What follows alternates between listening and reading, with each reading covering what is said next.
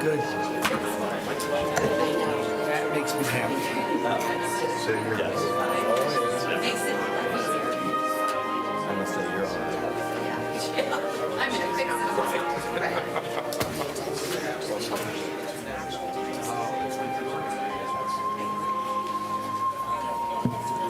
Okay. No problem. We're on the money. Yes, sir. Okay. It's Just do see how fast this is. okay. You're welcome. It's very simple today. Sorry. Yeah. Your budget. Should be. How are you? It Hopefully. That's right. That's your lowest laying glass. Every time I see you in the.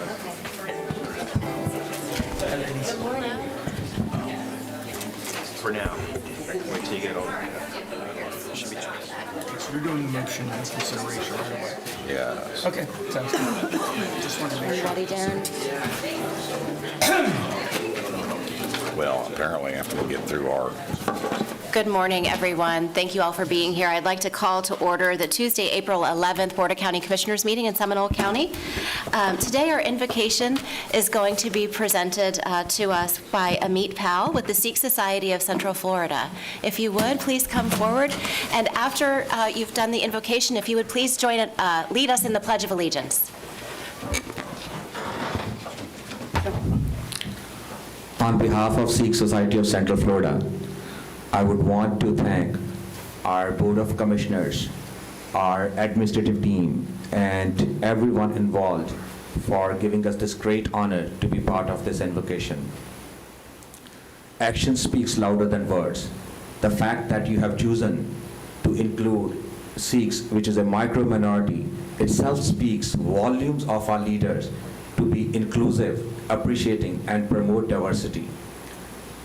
I pray to the God that may God give you the strength, courage, and conviction to work towards the poorest of poor and weakest of weak, and to continue to work toward the last man standing while work towards our businesses to flourish in our county, to create employment, to make this a better place to live, for our communities to work together and live in a good place while providing a quality education to all our children to become a model citizens. In this interconnected word, I would also want to pray for the victims of yesterday's senseless violence in Louisville, Kentucky. May God bless the departed souls and give the strength to the family and community to accept the will of the God. May God give the strength to the injured to heal very quickly. In the end, I would like to recite a verse from a holy book which says, Nanak naam chardi kala tere pane sarbat da pala, which means no matter the circumstances, always stay positive, stay in a higher spirit, and continue to work towards the betterment of the humanity and mankind. Thank you so much. Thank you. Thank you. Would you lead us in the pledge? I pledge allegiance to the flag of the United States of America and to the republic for which it stands, one nation, under God, indivisible, with liberty and justice for all. Thank you so much. We appreciate you being here. Commissioners, we're going to start this morning with two work session items. The first one is the fiscal year 24 budget presentation from the property appraiser. And we'd like to welcome Tim Jex and David Johnson to make this presentation. Oh, David Johnson. Very good. Well, good morning. Welcome, everybody. We're glad we're here with you today. And as we often talk about at each one of these sessions, this process begins now and actually started a little bit ago, a couple months ago, working with your great team in your fiscal services department. Oftentimes when we're sitting here on rainy evenings in August, people wonder, how did we get here? And this is kind of how we got here. So let's go ahead and get started. A big part of your budget, as you know, is the ad valorem taxes. And what we try to do every year is bring to you an update about what is happening with property values here in Seminole County so that you can plan accordingly. This is just a snapshot that I give you every year to have some idea about what your tax roll currently looks like, how it's made up between real estate properties, residential properties, commercial, condos, apartments, and the tangible personal property. So it gives you an idea there. You all have seen these statistics before, but again, this is kind of a snapshot moving forward. We talk about this every year, and it's critically important to what we do in the property appraiser's office. January 1st is the date of assessment for all property throughout the state of Florida, as outlined in the state constitution. So the numbers that I'm going to give you today and the projections I'm going to give you today were based on what happened in 2022. Obviously, we're in April of 2023. I cannot utilize that data until next tax roll year in 2024. So the January 1st date is very important. We're always kind of looking back in time. And yes, when the property owner gets their proposed property tax notice in August, it's, can be 8 and 9 months old worth of old data. So, but again, the January 1st is very important. And again, that's something that's not only a Seminole County issue, but an issue across the state of Florida. So there's consistency in how we're appraising. This is another snapshot of your tax roll. About 68% of it is residential in nature, and about 32% of it is commercial. That number has not changed dramatically over the last number of years. When I first started working in the office many years ago, it was about 85% residential and about 15% commercial. So you have done a great job of diversifying your tax roll and including more commercial properties in there so that that burden is spread amongst not only residential property owners, but commercial property owners. So let's see what happened in the sales data. We read a lot of information about what's going on in the market, but facts sometimes are stubborn things, and we have to drill them down just here to Seminole County. So I went back to 2021 sales volumes and then compared that to 2022 sales volume. You can see that the number of residential sales in 2022 was about $3.9 billion worth of sales in this county, and that were over about 9,500 sales, compared to about $4.3 billion in 2021 and over 12,000 sales. Commercial pretty much stayed the same between the 2 years, about $1.3 billion in 2021 and about $1.7 billion worth of transactions in 2022. So you obviously see somewhat of a decline in the residential numbers. I don't want anybody think the house is burning down or anything like that. That is truly a derivative of what's going on with the interest rates. And again, you hear this from your investment advisors on a monthly basis about people and interest rates and how the housing market is very sensitive to volatile interest rates. But as we go through this presentation, you will see that even though the volume is down, the average or median sales price is up for single-family homes. This is another thing that we monitor very closely in the office. That is the value of permits for new construction. Again, that's kind of a harbinger of what's going to be happening down the road. You can see we went back to 2020 where we had about $500 million worth of residential and commercial permits in the system. Again, this is across the 7 cities and your unincorporated folks here. Today, sitting in our permit control system, there's about $1.5 billion worth of new construction that has not been placed on the tax roll yet. This is stuff that's coming out of the ground as we currently speak. Some of that stuff will come out of the ground, come on the tax roll next year. Some may be the year after that, depending on what kind of property it is. Apartment complexes, complicated, large commercial projects take between 14 and 16 months to get constructed from the day they break ground to the day we put them on the tax roll. So again, that's a good sign that we don't see any fall off dramatically of the amount of permits going on across the county. This will give you a snapshot about the number of single-family homes, new single-family homes that we added to the tax roll for 2023. You can see that that number has declined. Again, that's a function of 2 things: interest rates, and as we talk about every year, and you talk about it almost every board meeting, the lack of available land to develop in this county.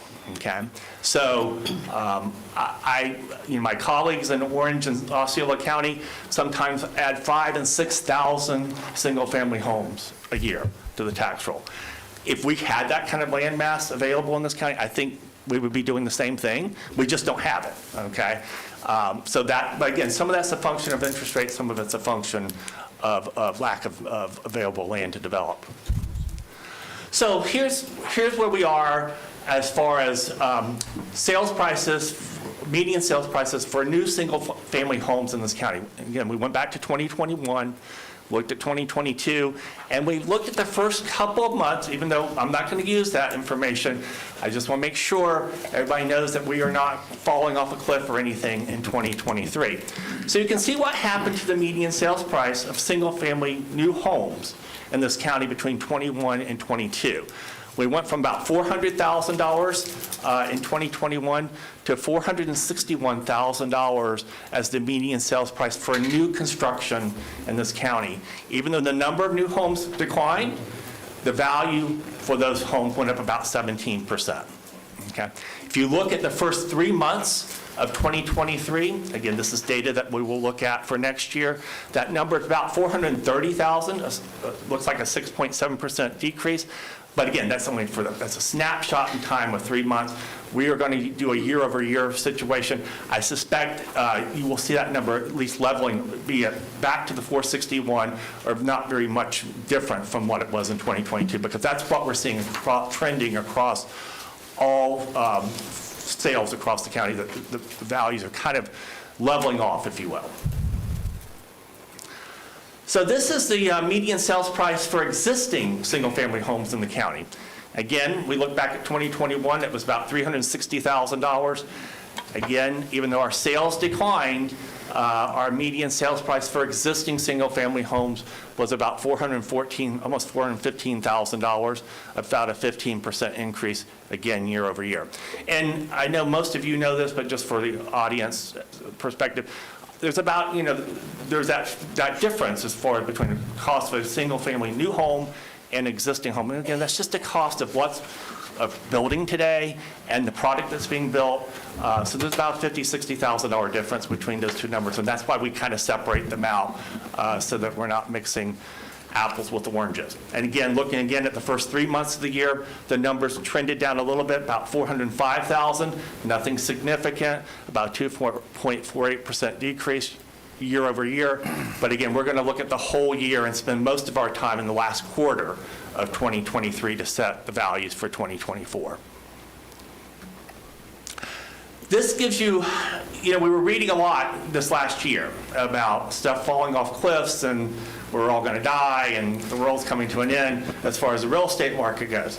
So what we wanted to do is we wanted to look month to month, okay, and see what was happening throughout 2022 and track and see if we could see a trend. And certainly we see in June of 2022, that was kind of the peak of when the number of sales that occurred. And remember that summertime, the spring and summertime market in this county, across the country, and certainly in the state, that's when you see a lot of the real estate transactions, especially for single-family homes, people trying to get settled and into the right school districts for their kids before school starts. So you obviously see late spring, early summer, the peak time for sales. So you can see what happened. You can see that the number of sales were certainly peaked in June of 2022.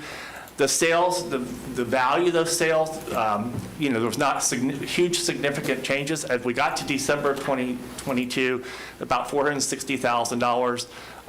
And again, so it's nothing, we were not seeing a trend there that would be anything alarming. The little box to the side, which has got 2023 in there, again, we're looking at a very small snapshot of what's going on. We're only 3 months into the year, but you can see what's happening there. Again, that was translated on the other slide. No huge red flags there from my perspective as far as the market declining or we have a significant problem moving forward. And this is what you're seeing as far as the inventory, 2-year history of inventory of homes in the Orlando metro area. Remember, we were having a problem last year when I was talking to you. There was not enough inventory. People are, bidding houses up. There's multiple bids on houses. Well, as interest rates went up, the amount of inventory went up because stuff is not selling quite as quick. So you can see what's there. However, we're still at about a 2.5 month supply. And what that means is if no one lists their house between now and for the next 2.5 months, everything will be gone that's currently in the MLS system in the Orlando metro area. The realtors would love to see 5 to 6 months worth of inventory. So again, even though inventory has increased, it's still significantly below where we have seen it in years past, which tells me that there's still a fairly high demand for relatively low supply. So this is, what's been controlling everything. And this gives you, again, a snapshot of what the interest rates have done over the last number of years. Essentially, they've almost doubled in some cases, certainly up about 3%. And that certainly takes a lot of folks, or some people, out of the market. However, this area and Florida in general is a huge in-migration state and area. We've always been that, but even more so the last number of years. And so a lot of people are coming from different places with money in their pocket, if you will, a lot of equity, and that's why you've not seen this huge fall off in sales. And we've seen a little bit of fall off in sales, but you've not seen a fall off in sales prices per se. We've seen this slide before. This gets back to that supply and demand issue. I just think it's fascinating for me that, we're 345 square miles basically here in Seminole County, where Darren came from in Osceola and Lake County. We can put 4 or 5 Seminole counties in those places, okay, as far as land mass goes. And that's why they're adding 5,000 and 6,000 new single-family homes a year, just because they have the land mass to do that. And so that's just who we are, and we love who we are, right in the middle of it all. So residential trends that we're seeing moving forward here, again, we are still critically underhoused in this county as far as the type of housing that's out there. There's still a relatively low inventory, high demand. However, we are seeing a little bit more of a balance between buyers and sellers due to the rapid interest rate increases. It's a strong renters market in this county, and again, in the Orlando metro area in general. About 31% of our housing units are non-homesteaded. That's between single-family and apartment-type homes. We have about 94 to 96% occupancy rates for apartments and rent increases of over 7% a year over year. So I'm often asked, you're often asked, both here and in the public, why are there so many apartments being built? Why does that go on? Because of that. It's a strong renters market, there's huge demand, and the return on investment is fairly significant for investors to build that kind of a product.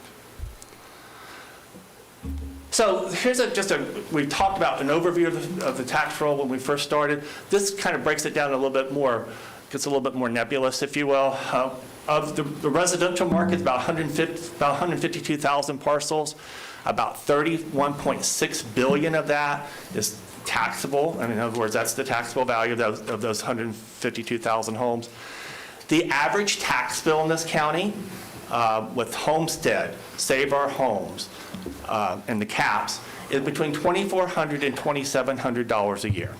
Okay, I want you to remember that number as we move forward through the slide. Apartments. We've got about 41,000 apartments. Again, we talked about market values up about 7% over the year. The average amount of taxes paid per unit on Class A apartments in this county is between $3,500 and $3,700 a year. Now, I often hear out there in this community, apartment owners do not pay taxes. They are right. We do not send a tax bill to each of those apartment units. But that tax bill goes to the property owner of the apartment complex. And those tax bills are $1.2 million, $1.3 million, $1.5 million. If you break that down by the number of units in those complexes, that is what the average tax bill that's being passed through to those apartment owners is. Because there's no homestead, there is a cap, but it's a 10% cap, not a 3% cap. And there's no Save Our Homes on that. So, and we're going to see the power of Save Our Homes here in just a second. Motel market, That market's rapidly improving, thankfully. It was in the ditch, as we all know, there for a couple of years for obvious reasons with COVID. But we've got about 5,000 motel rooms in this county. Their market value is up over 20% this last year, looking at their sales tax receipts and just some of the sales that have occurred. So that market's improving dramatically, and that's a good thing because that's important to all of us. The commercial market, which is retail and our Class A office and B office space, about 4,600 square feet, 4,600 parcels, about 57 million square feet of space.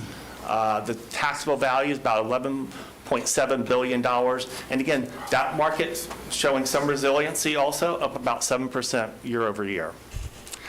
And our industrial market, that's one of our most healthy parts of the market, along with apartments and industrial. Those are the two healthiest areas of the market. About 1,500 parcels, 31 million square feet of space in this county, with a taxable value of about $2.1 billion, and their values are up about 14% year over year. So here's something that's very important moving forward and gives you an idea of the power of the cap for Save Our Homes and the impact that it has on our residential property owners and how much money it's actually saving them. So you can see over the years how much the Save Our Homes values have increased. So what that means is that's the difference between the market value and what they're actually paying taxes on. So the quicker the market goes up, the bigger that spread becomes between the market value and the assessed value, because remember, on properties that are homesteaded, their Save Our Homes value can only go up the lesser of 3% or the consumer price index. So if you've got a market going up 8, 9, 10, 12% a year, that number is going to grow. The difference between those two numbers is going to grow exponentially, and that's exactly what we're seeing. Back in 2020, the Save Our Homes value, that difference in people that work, and this is basically another way of looking at this is value that people are not paying property taxes on, was about $6.1 billion. You look to today, it's over $15 billion in 3 years. And again, that's just because of the rapid increase in the value of homes across this county. The average Save Our Homes savings back in 2020 was about $60,000. We're about $145,000 now. Okay, so when people get their proposed property tax notices in August, they're going to see that are homesteaded. They're going to see their $50,000 homestead exemption, and probably another on average, another $150,000 of Save Our Home savings. That's almost $200,000 worth of value that they're not paying taxes on. And again, that's what the Constitution says. That's how it's supposed to work. But that just gives you some idea of the power of the Save Our Homes and the caps. And you can see what's happened with the caps over the last number of years. In 2020, it was 2.3%. In the last couple of years, it's been 3% because inflation has been at 8.5%, 9%. Obviously, for 2024, unless something dramatic happens, and we would not want to see what it would take to remove inflation down that dramatically for the rest of 2023, it's going to be 3% again in 2024. That gives you an idea. Tim and I talk about this all the time to give you some perspective. So let's hypothetically think that the market does start to decline. Okay, and I see no evidence of this whatsoever. We would essentially have to raise $15 billion worth of value, market value, off that residential market in order for taxpayers who have a homestead exemption to start seeing some kind of net decrease in their assessment. So that's a hard conversation for me to have as a property appraiser. I had to have that conversation in 2008, 9, and 10 as market value was declining. Even so, Save Our Homes was not as significant as it is today. We were still having to increase folks' assessment because the difference between the market value and the assessed value were still there. And the state law says as long as there's a difference there, it has to go up, again, that lesser of 3%. Or the CPI. So your residential market is pretty well locked in going forward as far as the amount of value that's there. And residential property owners that are homesteaded are going to see a continual 3% or CPI number moving forward in perpetuity, unless there's something catastrophic that happens. And again, I don't think any of us want to see what it would take to make that happen. That would not just be a Seminole County situation, by the way. That would be a global situation, certainly, moving forward. There's 2 caps in Florida. There's the 3% cap that we just talked about for residential property owners, and then there's a 10% cap for all other property, what they say non-homesteaded property. I often get asked, what's a non-homesteaded property? Same thing, doesn't have a homestead exemption. It's vacant land, it's apartment complexes, it's commercial offices, it's hotels, it's industrial. So you can see how that number's been increasing over the years also. It was at $1.2 billion, that cap, that difference between what people were paying taxes on and their market value was $1.2 billion in 2020. Today, in 2023, it's about $3.4 billion. So that's gone up, obviously not as quickly as the Save Our Homes has, but it's still going up significantly. And again, that's just the power of what's going on in the marketplace out there. So here's the most important part of the presentation. What do we see moving forward? After some of that background material, what's it look like moving forward into 2022, 23, 24, 25? We're projecting 2023 value increases of about 9.5%. That's what you will see on your ad valorem real estate roll. That's about a $4.3 billion increase in taxable value. That's after all the exemptions are gone, all the Save Our Homes are done, and that's what the taxable value would increase by. That translates into this, about what your final taxable value is for your general fund, your fire fund, and your road fund. We've looked at 2022.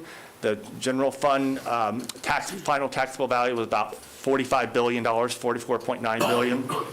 We're projecting that to be about $49.2 billion in 2023. The fire fund is about almost $32 billion at the end of 2022. For 2023, we're projecting $34.9 billion, almost $35 billion. And the road fund, about $22.4 billion was in 2022, about $24.5 billion in 2023. And this is the percentage increases going forward for 23-24, which is the budget we're all working on right now. 24-25 and 25-26. For all of you that I know that are very astute and pay attention to this, those numbers have trended up from last time I was here. And Tim and I have had that conversation, and he's got this plugged into his equation, and these are the numbers they're working with now. Again, we're projecting 9.5% for 23-24, 7% for 24-25, and 6% for 25-26. I can still think I'm relatively conservative on some of those outer years, but there's just a lot going on out there. Again, not so much here in Seminole County, but certainly the things that we get affected by. And so that, I'm trying to be as conservative as we can, and we will adjust those moving forward either up or down so that you have the right information so that you can make the right decisions in a timely fashion. So how's that translate into dollars?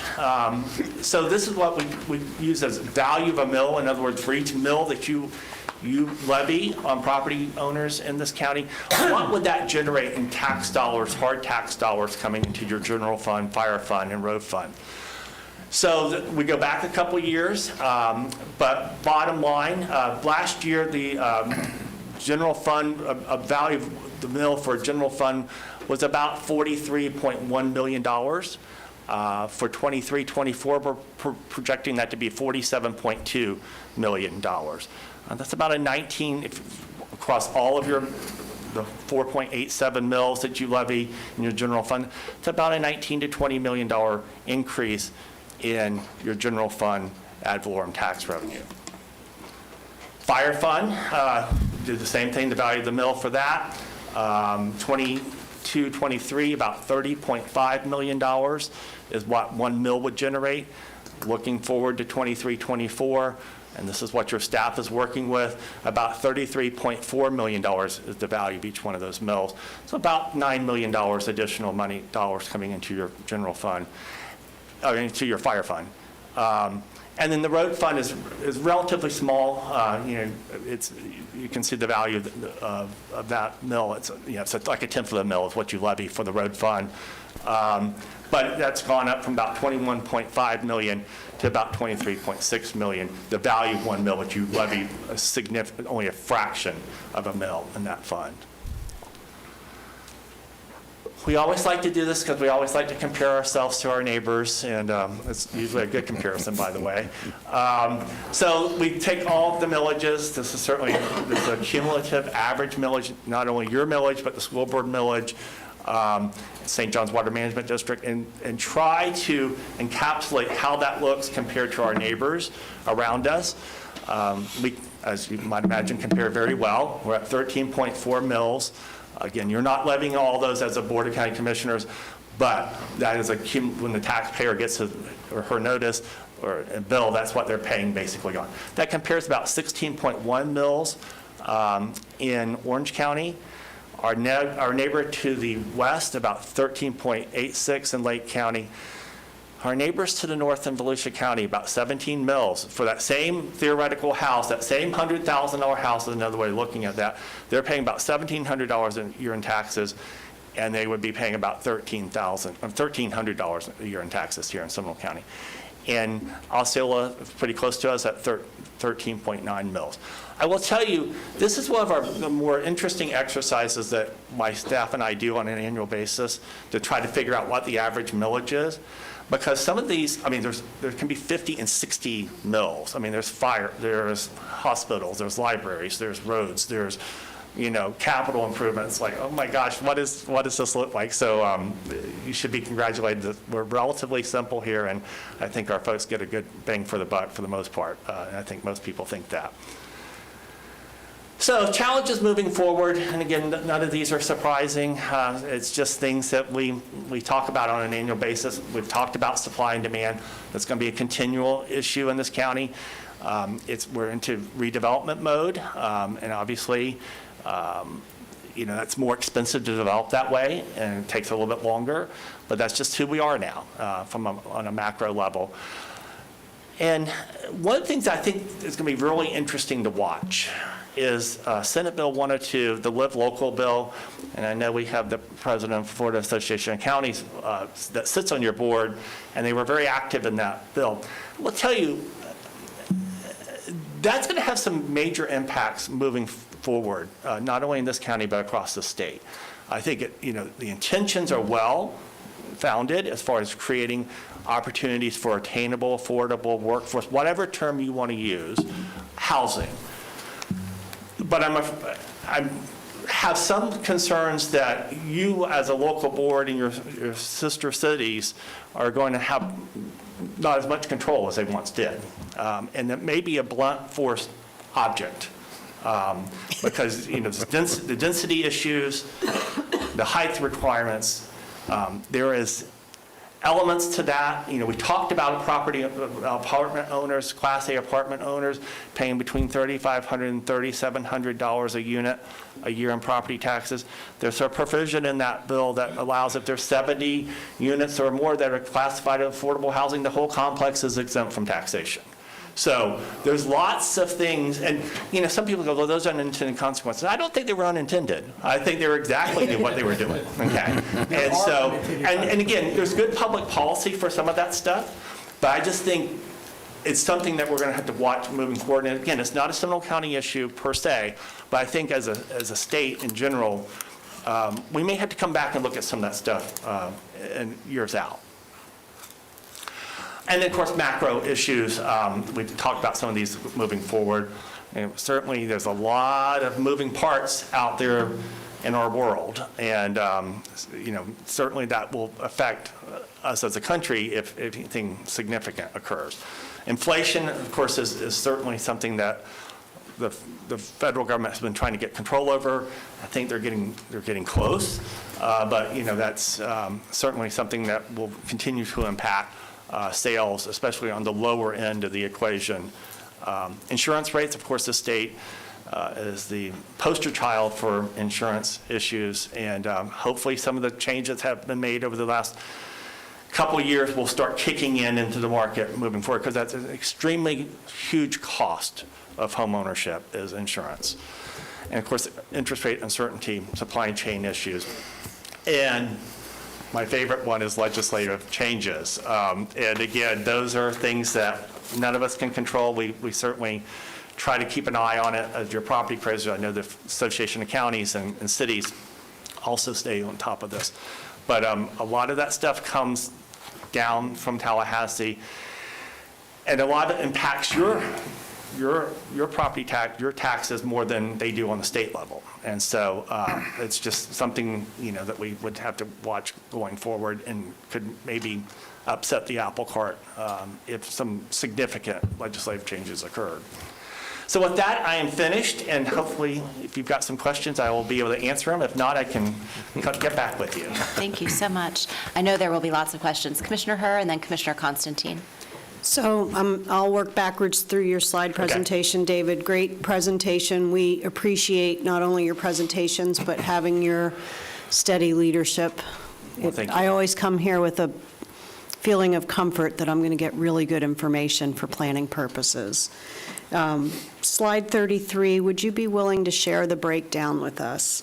This was the interesting research project around what the millage is. Do you not have the numbers? Sure. there? Yes, we can, this one here? Yeah, give us the detail Yes, around those, because I think We can get that that. for you, yes. It'll be a spreadsheet, but yeah, we can get it for you. I know I'm all about the spreadsheet. You're all about so- spreadsheets, yes, exactly. All about the spreadsheet. If you leave it in Excel, I'm even more excited. Exactly. And then slide 26, this was the non-homestead reference, and you went through a list of items that are, or locales that are not homesteaded, but you didn't include second homes, rental, Correct. single families, Right. All that. Airbnbs, all of that. All that. I just wanted that Yes, clarified. That's everything that's not got a homestead exemption. Yep, it's everything. It's everything. And then slide 15, so this one is, we do want to pull this slide up because I may have misunderstood the reference Are my here. numbers the same as yours? They are. No. The ones online are not the not. same. Well, there's two numbers on mine, so let's go. Let me find it. Little number. There's a little number and a big number, David, because we like to do that. Let's go with the little one. I only have one of mine. What's it look like? I'm getting there. Okay. It is the reference to, so it is either slide 15 or slide 10, Okay. whichever. It says 15 and 10. Okay. It is all detached, single-family home sales, new and existing. Got it. And it was a 2022 box and then a 2023 Got it. box. There you go. There you go. And you said there's nothing here to be concerned about. But when I do a look at quarter by quarter, I see sales, if I start in 2022, first Right. quarter was 1,400, second quarter 1,700. Right. Third quarter 1,500, and then we get to roughly 1,000 in the last quarter, maybe 1,100, 1,200, and then we go to 823. So there's a steady decline happening. Right. But the reference was, there's nothing here to worry about. So there's a steady decline, but there's nothing that's falling off the cliff, if you will, okay? So a reference to 2008, there was a That's cliff. correct. We were falling off This is a cliff. declining. Right. This is a decline in the number of Declining sales. turnover of the tax roll, though. That's correct. Okay. And what we're seeing also is, when you look at the first 3 months of 2023, which, again, those are the worst 3 months of the year as far as transactions go traditionally, because, it's winter time, no one's wanting to move, especially if you've got kids or whatever. The number of sales are down, and usually you see the price points down. And that's what you're seeing the first 3 months of 2023. I think as we move forward through 2023, you're going to see still the number of sales not at the peak levels they were in 2020 or 2021, but I think you're going to see that median sales price continue to hold up. What we have seen as we went through the year is stuff leveling off as far as the rate of increase was certainly leveling off. We were not seeing a net decline in the median price. And that's what we were seeing in 2008, 9, and 10. We were literally seeing a huge fall off in the number of sales, 10, 15% per month decline in the number of sales. Right. And we were seeing, I mean, I was racing to the bottom, okay, on trying to lower values. And the challenge I had in 2009 and 10 and 11 is literally that January 1st date of assessment. I could still see stuff going down. And by the time they got that proposed property tax notice in August, 8 or 9 months later, it could be 10% less than it was as of January the 1st, 2020, of January the 1st, okay, of 2009 or 10 or 11. So that's where I was having property owners come in who had bought in April, and we had an assessment higher than what they paid. So that's not what we're seeing here. We're certainly seeing a leveling off in the median, the increase in the median price, but no huge net decline. Right, so I think your measurement and my measurement are two different things. You're looking at a swift drop-off and Right. the impact to the citizen around Correct. being overtaxed. Right. And I'm looking at a slow and steady drop-off Right. of the turnover of the tax roll that does have a baked-in increased value to this organization. Right, long-term, And all yes. of your, long-term, yeah. And so two things happening. There's two dynamics on this page. One is the price and one is the number that are Right. turning over, and both of those are lower. So as it goes, and that's why you're seeing the 9.5 to the 7 to the, and you said those were conservative. I Right. mean, that's one of the factors. Right, exactly. That's why we plugged Yeah. that in there that way. But worthy of pointing out that this is not a, the world's not ending, but Right. it is certainly an indication of it's not going to continue to be on fire like it has been, Correct. which it shouldn't. That's a Right. good And thing. that was I was going to say, we needed the market We needed it to settle. steady, because that was not sustainable, Yep. what was happening Yep. in 2020, 2021. And we talked about that was unhealthy also. So somewhere, and these are imperfect markets, you hope for a balance. And Right. I think that's where we're trying to get back to, is not falling off the cliff, but certainly trying to get back to some level of balance. And again, to your point, that's exactly why we kind of leveled off looking out in the outer years as far as what your rate of increases are going to look like. And that will make subject to change if we see the market, dramatically changing one way or the other. Right. So then my next question is on slide 13/8. And so it is 2 to the front. Okay. 2 to the top of the deck. And so this, just the volatility here in terms of the percent change, does Yeah. that have to do with what's coming out of the ground? It is. Where the And subdivision that's is, the why- size of the yeah, lot? Exactly. It's what's coming out of the ground. I will tell you, a lot of this is, since it's a subset of the market, okay, of my 9,000-something sales, okay, single-family home sales, let's say 1,000 of those are new construction.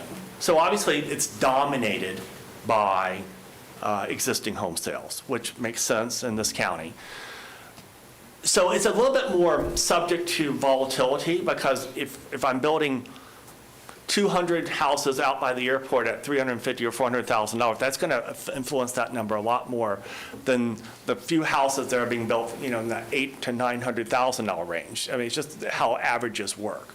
So, but it's exactly what's coming out of the ground. But it is a higher price point because the cost of new construction, the cost of land is horrendous in this county as far as finding developable land, if you can find it, and then, of course, all the supply chain issues. But you hit the nail on the head. It is a matter of what's coming out of the ground. And again, it's a little bit more volatile because the number of sales are not as dramatic as they would be in our surrounding counties. I think it's related to the impact of HGTV on the public perception of what an acceptable home is Well, to this buy. is true, Clearly, too. you This cannot is have a very true, Formica yeah. countertop anymore. Exactly. That's just not acceptable. And Exactly. that's changed the entire marketplace.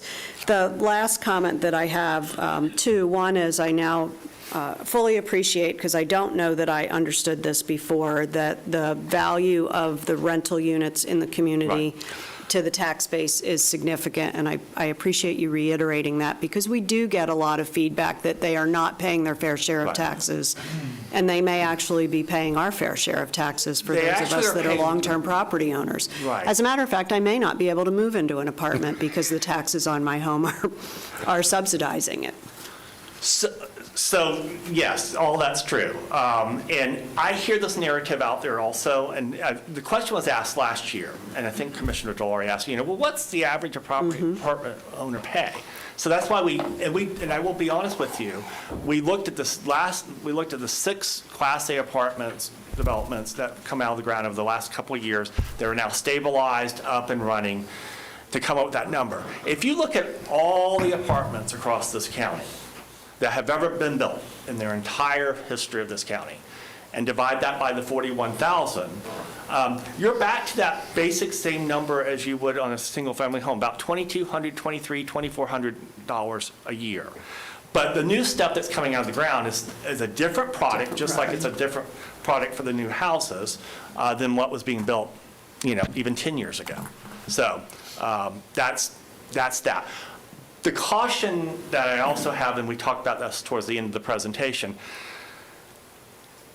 which is where I'm afraid that we're all going to have a lot of conversations with this community, is when stuff starts coming out of the ground that is affordable housing, and again, that's good public policy, it's things that need to happen. Those are conversations that's going to look different than what we just talked about. Because if they are high-density, mid to high-rise apartments, or whatever they are, and they are exempt from taxation, you're going to be asked that question about, well, what are they paying? Well, they're not, because again, it's nothing that you've done as a commission or your sister cities have done, okay? It's something that's a legislative change. And, again, it has some good public policy parameters around it. I'm just hoping that we did not go over one way or the other. But that's, again, time will tell. That's why the legislature meets every year, is so that they can fix things that maybe are not. So we may need to invest in a third screen to put right up here to put our legislators' phone numbers on every time we have one of these discussions, so we can just point to it. My last comment is that, and this is just as we are all going through the budgeting process, constitutional officers, et cetera, that we see the 9.5 and we aim to the 9.5, and some go over the 9.5, and that is, I don't think, an effective way to budget. And so I will just tell you that I think it's Commissioner Delari's red line, green line conversation that we have every year, but we know what's coming down the pike. Let's not aim for 9.5 or above as we're budgeting through the process. That's just a general thought, not only for us, but for the constitutionals. We cannot keep doing it the way, in my opinion, we've done it in the past couple of years.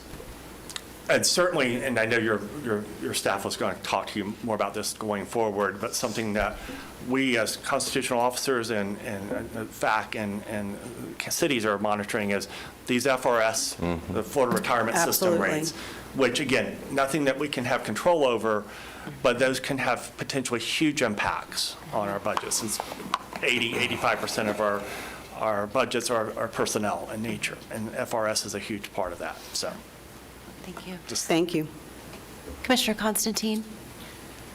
Thank you very much. And, I guess I can talk a lot about that right now, but first I wanted to say, David, good job. Thank you. In an easy way to understand it for anyone. And you always do a good job in doing that, and I really appreciate it. One of the things about, just to talk about the affordable housing for a minute, a lot of their provisions are sunset over the course of time, and we all know the real impact of affordable, attainable workforce housing. It's prevalent across the state of Florida right now. But to talk about some of the unintended consequences, like David mentioned, I pointed out one that because the Senate President was so adamant about doing this to try to come up with some opportunities, she lives in an area that a building that's more than three stories high is abnormal. Most of their buildings in Naples are 3-4 stories high at the most, downtown. And I explained, one of the things that I said, that there's unintended consequences here. If you're building a multifamily in a commercial that's going to have affordable housing, you can build it as high without us being able to restrict it, as high as a building within a mile radius. So I gave her the example of the Altamont Mall and the eyesore and I-4 being built right out of the Altamont Mall, and explained that there are some really difficult concerns here. Now, fortunately, I don't think anybody is going to do that.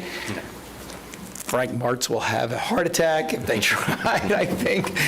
But, it is what it is. Right. And that's, we hope that the good provisions and the money that's coming with it is going to outweigh some of the potential unintended consequences. Another, when you kept talking about Save Our Homes and the potential loss of $15 billion of taxable revenue, you didn't bring up, and because I think that it's dead for this year, but anytime something comes up, it'll come up again and again and again, and that is reducing the Save Our Homes from 3% to 2%. What do you think, and of course that would have a great deal of support among people that are Save Our Homes, but everybody else, which is the vast majority of people, they would not know that that's going to cost them a great deal of money. What would that do if it went to 2% from 3%, just so we have an idea if it comes back up again next year? So we ran the numbers for your folks because they asked us to do that, and I was curious too, just as a property appraiser, and certainly our association was asked to give information. If that had been in place today, the amount of revenue that you would be expecting to your general fund would be down about $3 million, okay? If that had been in place today. Okay, that's not a great number to have, but it's moving forward. It's a cumulative number, okay? It grows kind of exponentially over the years. So, it's not a one-time deal. It moves forward over and over and over again. And I will tell you, and I've had this conversation with our legislators and with others across the state. And I think I can attest to this, and I've actually just, being in the office every day. I rarely get I have never in my career gotten a phone call from a taxpayer in this county that says, gosh, I wish my Save Our Homes numbers was 2% rather than 3%. You now will. But let's put that in perspective. When people that have Save Our Homes and that have the caps and stuff, even though the market value is going up X dollars or X percentage, we've talked about, again, those rainy summer nights when we're sitting here by ourselves a lot of times, that, the average tax bill for the homesteaded property owner went up 40, 50, 60 bucks annually.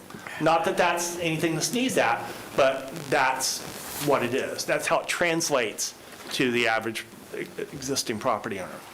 If you went from 2 to 3%, from 3 to 2%, so rather than being $50, it's going to be $45. It would be going up. That's effectively what the impact is, or 40 bucks, okay?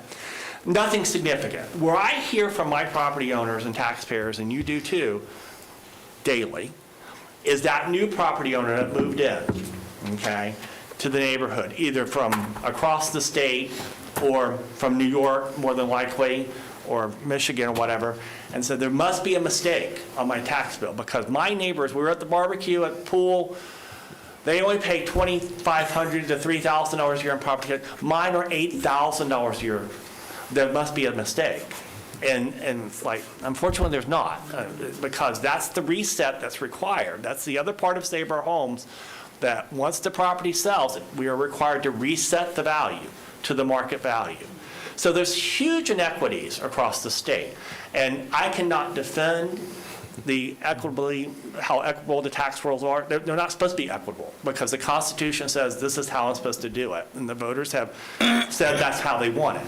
So, but that's who I hear from, is those new property owners who are paying the freight, if you will, for the rest of us that have a cap. The 3 to 2% thing, it's a great talking point, and certainly something that, may have legs going forward. I think you're right, Commissioner Constantine, it's dead for this year, but we have another session before 2024 election. Again, this would be something that the voters would have to approve, because that's a constitutional amendment. They would have to approve doing that. And I will say, the voters in this state over the years have proven sometimes, when you start monkeying with the caps and homestead and stuff, they've turned some of those down over the years. So we'll see, going forward, what that looks like. I want to finish the few other questions I have and statements, because I know that others have it. But in that respect, what is the percentage, do you think, that are under Save Our Homes percentage of the population? In this county? Yes. About 60%. About 60% of the homes are under some kind of Save Our Homes. So, a couple of unintended consequences that people never thought about, especially realtors, because now people don't want to leave their homes because they've got a good deal and they're not going to leave to go to another home. And that the new homeowners, like you said, that come down here and buy it and say, why is mine 8 and his is 2? Or theirs is 2, whatever, is that, the 40% is subsidizing, as well as the apartments, subsidizing the 60% that are getting the deal. For all practical purposes, that's correct. Exactly. I will tell you one thing that has made the movement a little bit better is there is portability. You can take with you your Save Our Home savings, Right. which was new as of 2008. But to your point, a lot of people do stay in their homes because they don't want to have that impact. It just, goes to show, especially with affordable housing, that one size statewide does not fit all. And and to your point about, and I think it was also that Commissioner Herr mentioned it in her discussion, there are so many other bills this year that are going straight to the heart of our budget while never touching the state's budget. State has a record $114 billion currently. I just was talking to Tricia and, in fact, others yesterday about House Bill 239, which you mentioned, the FRS will cost us, if it passed by the House bill right now, $15 million next year. That eats up everything that you even talked about in one fell swoop. I'm done. Okay. Thank you. Commissioner Delary? Thank you, Madam Chairman. First of all, David, thank you very much. I think you and your staff have done a phenomenal job, as always. Thank you. A little tongue-in-cheek, I saw at the last slide, you have a little man building a wall. Is that what we're supposed to do around Seminole County? I think some of your citizens and my right citizens there. would Yes. like that to happen, yeah. But no, we can't do that. I just wanted to know if that was something you were trying to put. But all kidding aside, didn't really go into too much detail about portability in great detail. And if there's any additional information on that, I'd like to see it if possible. Sure. Just real quickly, what portability allows is for that property owner who does decide to sell to take with them up to $500,000 worth of savings. So in other words, we see the average or median Save Our Home savings in this county is about $150,000. Statewide, that number is up to $500,000. So if Okay. they come from Miami-Dade County to Seminole County, they can bring with them The portability. that portability, and vice versa. It all works. Because I'd like to across the state. see how many people from outside the county are bringing the portability with them, if that number does exist. We've got that number, Okay. yeah. Then the other thing is, I know we talked about apartments and about how much taxes they pay, but I'd like to understand what the percentage of apartments is in incorporated and unincorporated part of the county. I think that'd be an interesting number to see. I've run that number for Commissioner Zimbauer, if my memory serves me correctly, and it's not what it used to be, but it's still pretty good. About 60% of them are in the 7 cities, okay? And about 40% is in unincorporated Seminole. I know it's over 50, but I didn't know how high. It's of about 50. 60%, my If you memory could get serves me that first, that'd be I think great. we were in it last year, it was actually closer to 70. Okay. It may have tweaked a little Okay, bit, but, yeah. yeah. And then also with the city millages, it'd be nice to know what the full millage that our citizens are paying by city. We can get that for you, yeah. And then from our staff, I'd like to understand what the utility rates are, because not only do you pay millage rates, but you're paying utility rates, and some of the utility rates in some of the cities, as well as the county, could be high.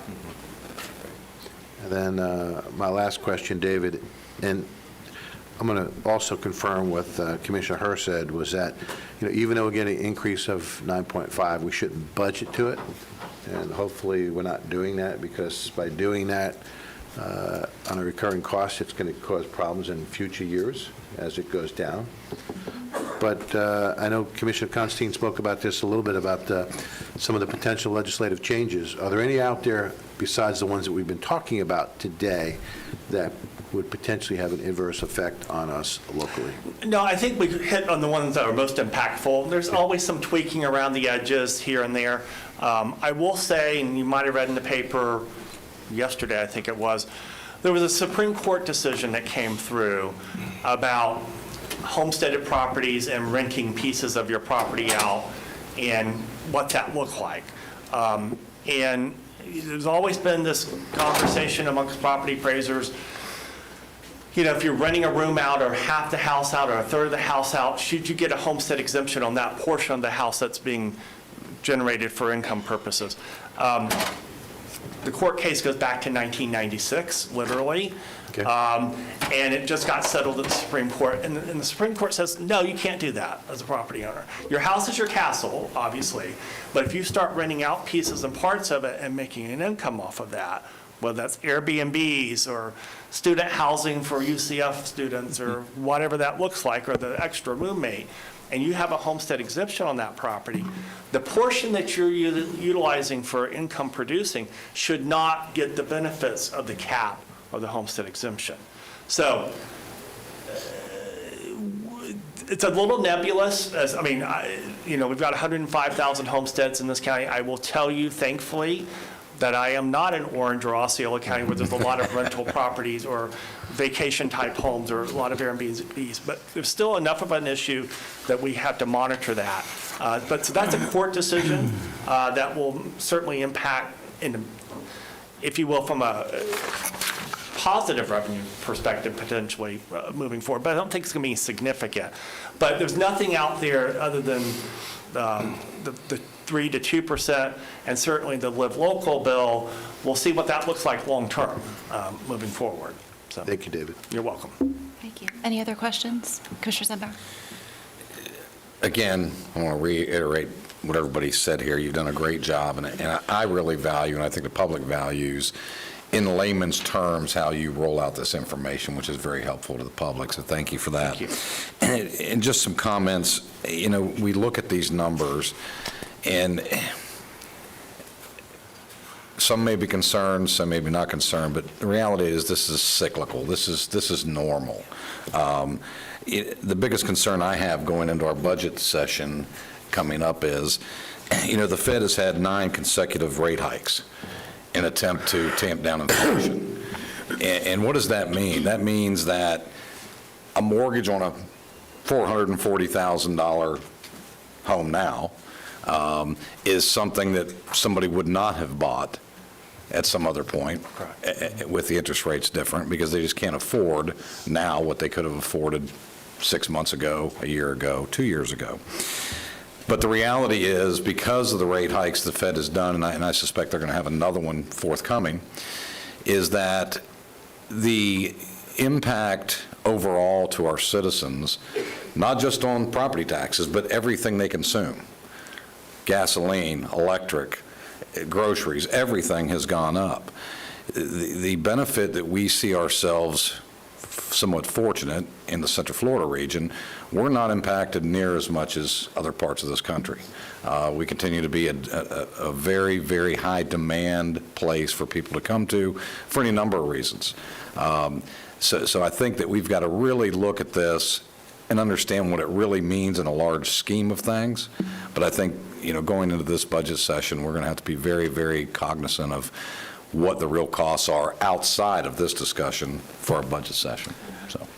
And I will say, again, just, tapping into our citizenry here in Seminole County and talking to folks in the industry and our citizens, the most impactful thing, and I think we all can attest to this, is insurance rates. I mean, that homeowners insurance rates, I hear a little bit about property taxes, but insurance rates are certainly a significant piece of cost to home ownership. And hopefully, like I said, some of the legislative changes that have been made over the last couple of years will help tamp that down a little bit. I don't think we're going to see net declines in insurance rates, but again, if we can just level off what the increases have been, I think that would make the citizens, and being able to buy it in the first place, I think that makes a huge difference. So lots of moving parts out there, but we keep our eye on it and our finger on the pulse for sure. So, Any questions from our team? No, actually, I was just going to go over the budget schedule at the next slide. If it's a great segue from Commissioner Zimbauer's question. you done with me? Very good. Thank you. Or should I click? Or Yeah, click. do I have control? There you go. Yes, Thank you. I was going to say, Okay. I was going to say, Mr. Johnson, could you get my slide up? Thank you, David. Thank you very much.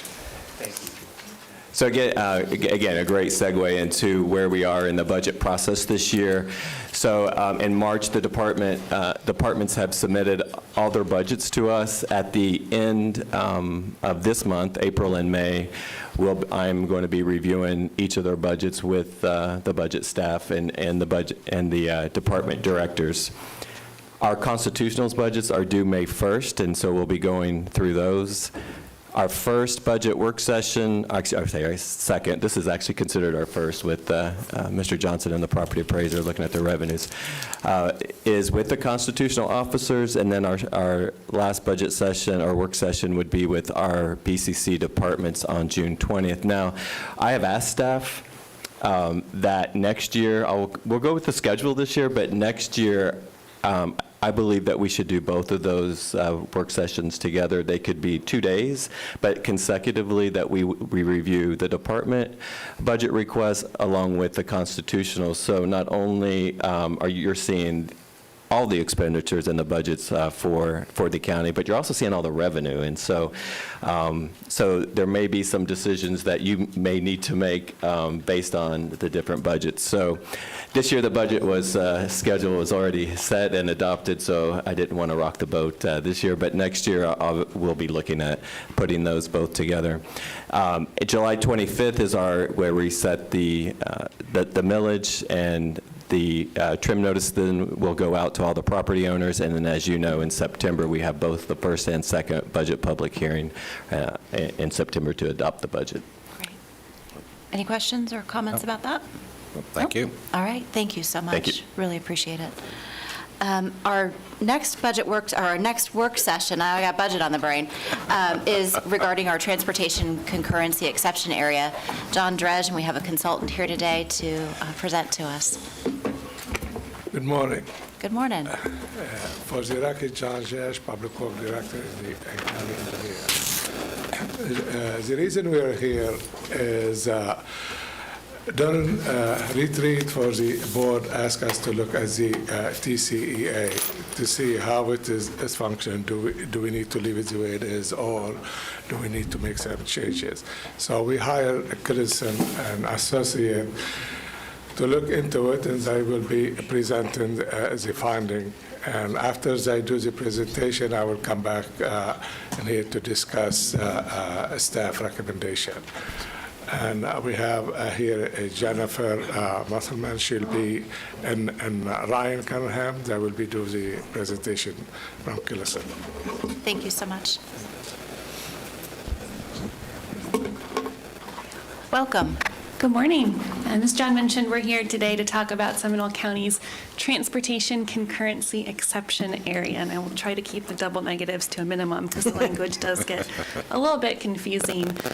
So we'll talk about the role of transportation concurrency today in Seminole County, some of the engagement that we've done with peer counties and your cities, some of the data that we looked at, and some of that you got a preview in the last presentation, so it'll be a nice build off of that, and then a couple of options for potential modifications for you all to consider. So we were here in front of you all last October. My colleague Ryan presented to give you a little bit of a background on the study, so we'll do a quick overview of some of that background, but mostly here today to share the findings of the study. So that quick background, just to catch everybody up, if you weren't here for the last workshop. So transportation concurrency is a way to assess if a roadway can support the development that's proposed, if there's enough capacity on a street to support the new homes, for example, that are being built. It is a way for developers to provide monetary support for those roadway capacity improvements if they are causing an impact to surrounding streets. The one thing it does not do, or one of the main things it doesn't do, it does not provide multimodal options. So you're not using concurrency for walk and bike improvements, you're using it for vehicular capacity. Transportation concurrency works really well in areas of the county where you do need more capacity. Maybe you need to widen roads or you need new streets and new street connections. It also works really well when you want to manage growth, when you want a little bit more control over what development goes in. Transportation concurrency is not as helpful when you have a lot of roadways that cannot be widened. Either there are environmental constraints that limit widening, or maybe you've set a policy that you don't want any more lanes on that street in the future. It's not as helpful when you want to incentivize more of the walk, bike, and transit facilities on your streets, as it is intended for that vehicular capacity need. And it's not as helpful when you want to encourage more intense development, because it does add that additional step in the process. So in these cases on the right, that's where that exception area can be helpful. So we talked to 3 of your peer counties to understand their policies and how those are working for them. The first was Orange County. They did have a TCEA a few years ago and actually ended up removing it. But their main concern was that they have an impact fee, so that can only, again, compensate for capacity, vehicular capacity, where you all have a mobility fee. And so they were having a hard time giving developers credits for some of the walk and bike things that they wanted because of their impact fee. Seminole County has already overcome that obstacle with your mobility fee. Volusia County, when we spoke to them, they also don't use a TCA, but their development pattern is a little bit different. Their unincorporated county is more rural in nature, and they don't want to incentivize development out there. So for them, concurrency makes more sense than having the exception area in unincorporated county. And then Osceola County, they use a mobility fee similar to Seminole County, and they rely on just one-on-one negotiations with developers to get the types of infrastructure that they need. So they haven't seen a need for a specific TCA, and that mobility fee is working well for them. We also talked to each of the cities within Seminole County. We didn't want any unintended consequences of potential changes to the TCA boundary, and so we wanted to hear from them how it was working today and any potential changes that they wanted to see. The big headline here is that unanimously all of the cities said that the current policies are working well. They didn't see any need for any changes. Many of them have their own local policies, so they have their own TCAs for their cities. Several of them are also exploring mobility fees for their own cities. And so if the county were to change its policy, they didn't see any effect to them locally, but they also didn't see any need for change to any of the county policies. The one thing that did come out of several of the conversations with the city was a desire for more coordination for development at the city-county boundaries. So as the county is approving development close to the city, cities want to be notified. And of course, the flip side, as cities are developing near the county, they need to be having that coordination step with you as well. went through some of the historic data just to understand how the TCA is operating and if it's helping you achieve the development outcomes that you want. So this first map is showing value per acre, some of the same data you saw in the last presentation, comparing the value of parcels in 2007 before the TCA was put in place to today. And you can see the TCA boundary in that gray dotted line. So the darker the green, the higher the increase in property values, and you're seeing those darker green colors within the TCA boundary where you want to see that development. So this is a good sign that development is going where you want, and outside of the TCA, you're seeing more of those muted yellow colors. So values are still increasing, but maybe at a slower pace than within your TCA. And we'll see if we can get this video to work. Maybe if you click there. You could hit the play button.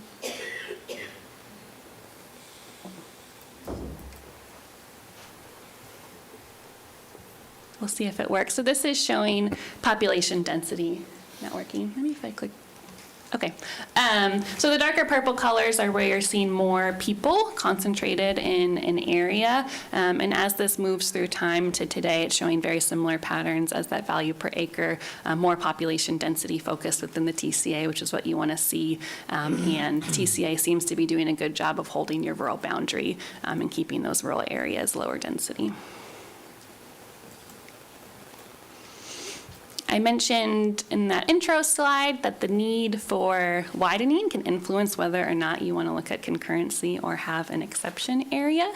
So we took a look at the county's 2040 transportation plan to see where you all have identified potential roadway widenings, which show up in purple, or areas where you need capacity but are going to do that through more operational improvements, signal retimings, turn lanes. Those are shown in blue. So places that are outside of the TCA, you're able to use that developer funding through concurrency to fund some of that capacity within the TCA. You're not getting that direct money, but they are paying their mobility fee. And so we looked at places that are currently in the TCA boundary but need a capacity project to see if maybe it makes sense to remove those so you can get that extra funding there. And the one that popped out, and we'll circle back to this in a few slides, was County Road 419 over in Chuliota as a possible option. If that was not within the TCA, you may be able to get a little bit more money for that potential project in the future. And then on the flip side, the constrained roads. If a roadway is constrained and is never going to be widening, there's not a real benefit to look at concurrency in those areas, and the exception area is going to make sense for those as well. So look at the comprehensive plan and any roadways that were constrained and will not be widened in the future. So then getting to the options, we have two options, and the first is to keep everything the way it is. The policies seem to be working well for the county. The cities are pleased with how things are working, and it's providing you all with a lot of flexibility, and it's helping you encourage development where you want it and keep it out of the places that you don't. We have this as a con that it limits development outside of the TCA, but that could also really be seen as a benefit in your rural areas to keep the development concentrated in the more urban parts of the county.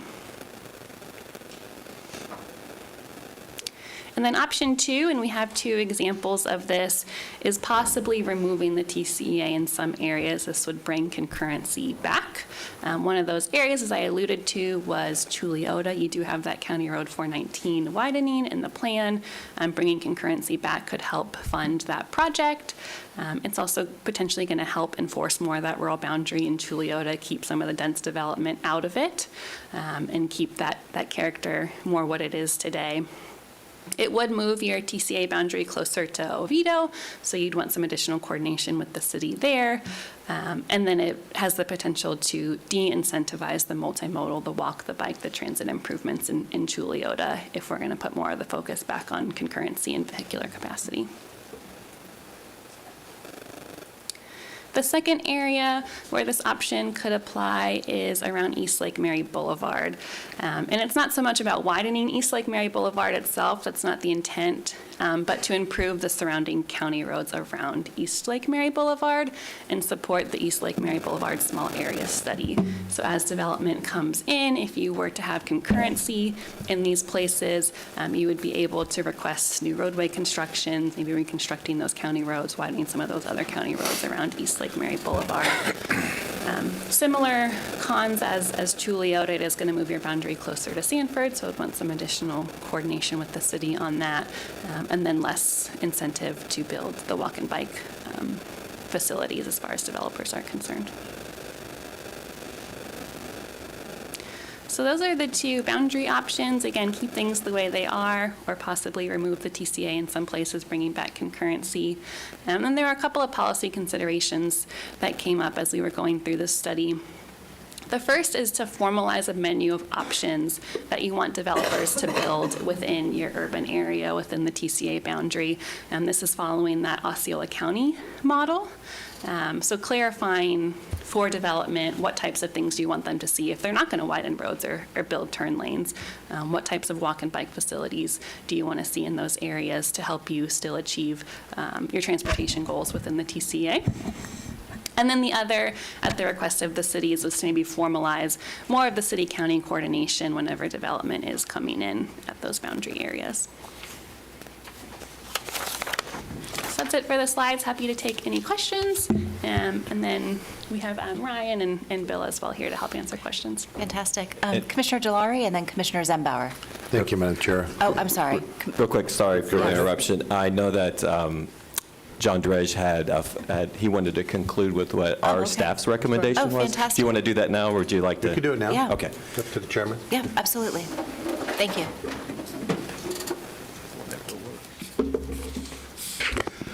Okay, I'm going to go over a little bit over how we fund our infrastructure today, and then I give our staff recommendation.